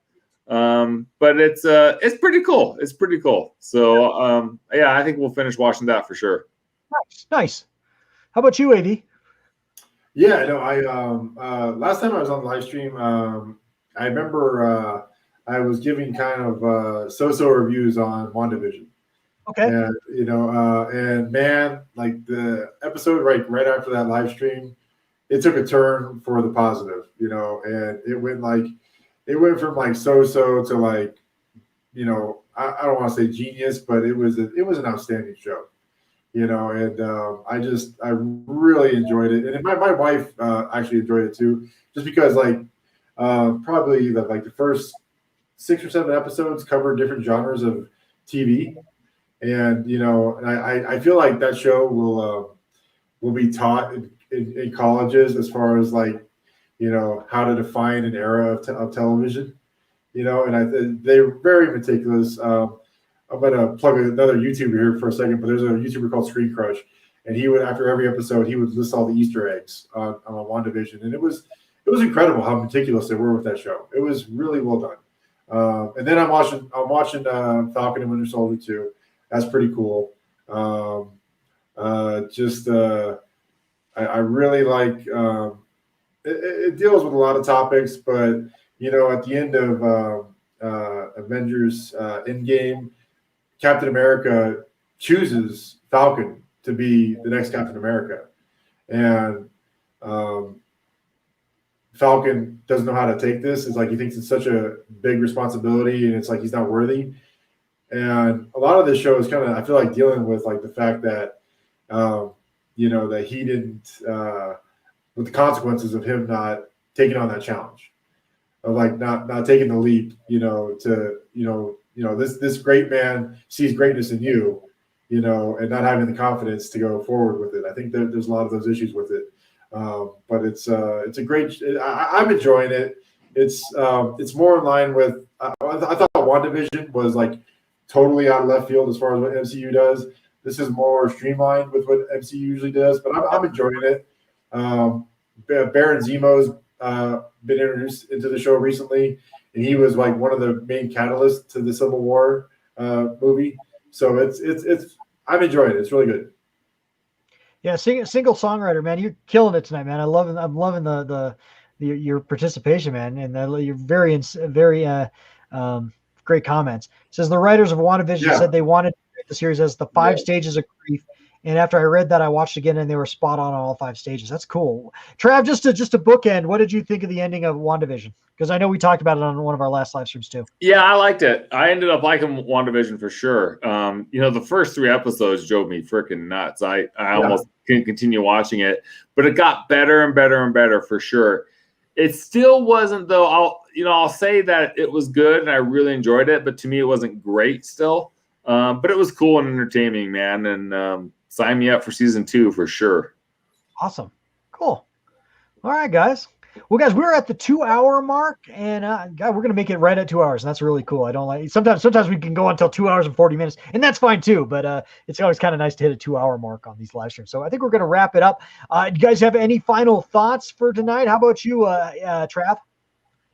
Affirm, baby. Affirm opens up possibilities. You've taught me that, Knick-Knack, so it's all good, man. Awesome. Yes, you can finance certain items on Sideshow Collectibles website on using Affirm, and it's not bad. The key is to pay it off early and don't pay that. Yeah. For sure. How about you, AV? Any final thoughts? No, just it was a great chat with you guys tonight, man. Good seeing you all. It's been a couple months, you know. Yeah, so, we're gonna get back into the loop. It's just sometimes it's hard to get everyone together, but we're gonna try harder to get back in. Yeah, totally understand. But this was a really good talk, and it was glad. Thanks for all the people that stuck around and listened to us. Talk about Batman and all these other subjects. Yeah, no doubt. Yeah, thank you guys so much for everyone in the chat tonight. We had some new faces, and I love to see new faces in the chat tonight. And thank you everyone once again for the super chats. So generous, so thankful. Not necessary, but I really appreciate it. Love you guys so much. And thanks for everyone for joining us tonight. You guys made the show. The chat makes the show. My panel makes the show. Thanks guys so much. Thanks Trav for calling me today and say, dude, let's do a show tonight. We fucking did it. So this was totally a Trav's initiative. But yeah, man, it was good. It's a really good night. Thanks again, everybody. Once again, I just can't thank you guys enough for joining us here tonight on the Plastic Planet. Like I said, guys, that's going to wrap things up here on the Plastic Planet. And please subscribe to the channel if you're not a subscriber. We'd really love to have you here. I do a lot more than live streams. In fact, live stream is just a small part of the channel. I do mostly toy reviews and toy showcases, and I just try to deliver sort of a collector's experience through vlogging is what the Plastic Planet's all about. And I definitely try to take a comedic, tongue-in-cheek approach to it that I don't think you'll find on many other YouTube channels. Not to toot my own horn too much, but I think we have a good time here on the Plastic Planet. So do consider subscribing. If it's the first time you've ever found me by chance. So please do consider hitting that subscribe button. Do hit the like button. That helps the algorithm so much with the live stream. And and again, thank you guys again so much for joining us. You guys make everything. You guys make this all so worthwhile. And it would be nothing without you guys. Thank you for everyone who joined us tonight. Thank you for everyone watching us on repeat right now. So generous for you guys to give your time and to hang out with us. And like I said at the beginning of the stream, this stream will be available on Knick-Knack's Plastic Planet through probably early next week. And then it'll be archived over on Knick-Knack Live. You can find the link to that channel in the featured channel section of Knick-Knack's Plastic Planet. Large playlist there. You can see all of our past live streams there. And really, really good stuff there for sure. And one more for a single songer because he's kicking ass tonight. My Stars Hot Toy collection just went up in value tenfold because of Mando. Yeah, dude. Fucking yeah. Hell yeah. So I can't stress this enough. I can't stress this enough. My good brother PJ, he covers Hot Toys all the time on his channel. And if you're ever on the fence about a Hot Toys figure, just buy it, especially Star Wars. It's just going to go up in value. I don't advocate investing in action figures. I'm more about enjoyment. Open it, enjoy it. Don't buy it for resale. But if you have to resell it, man, you're going to be able to, and you might make a little profit too. So, anyway, all right, guys. Like I said, that's going to wrap things up here on the Plastic Planet. And later, guys. Love you guys so much, and we'll see you again real soon. All right. Peace out. Later. Bye.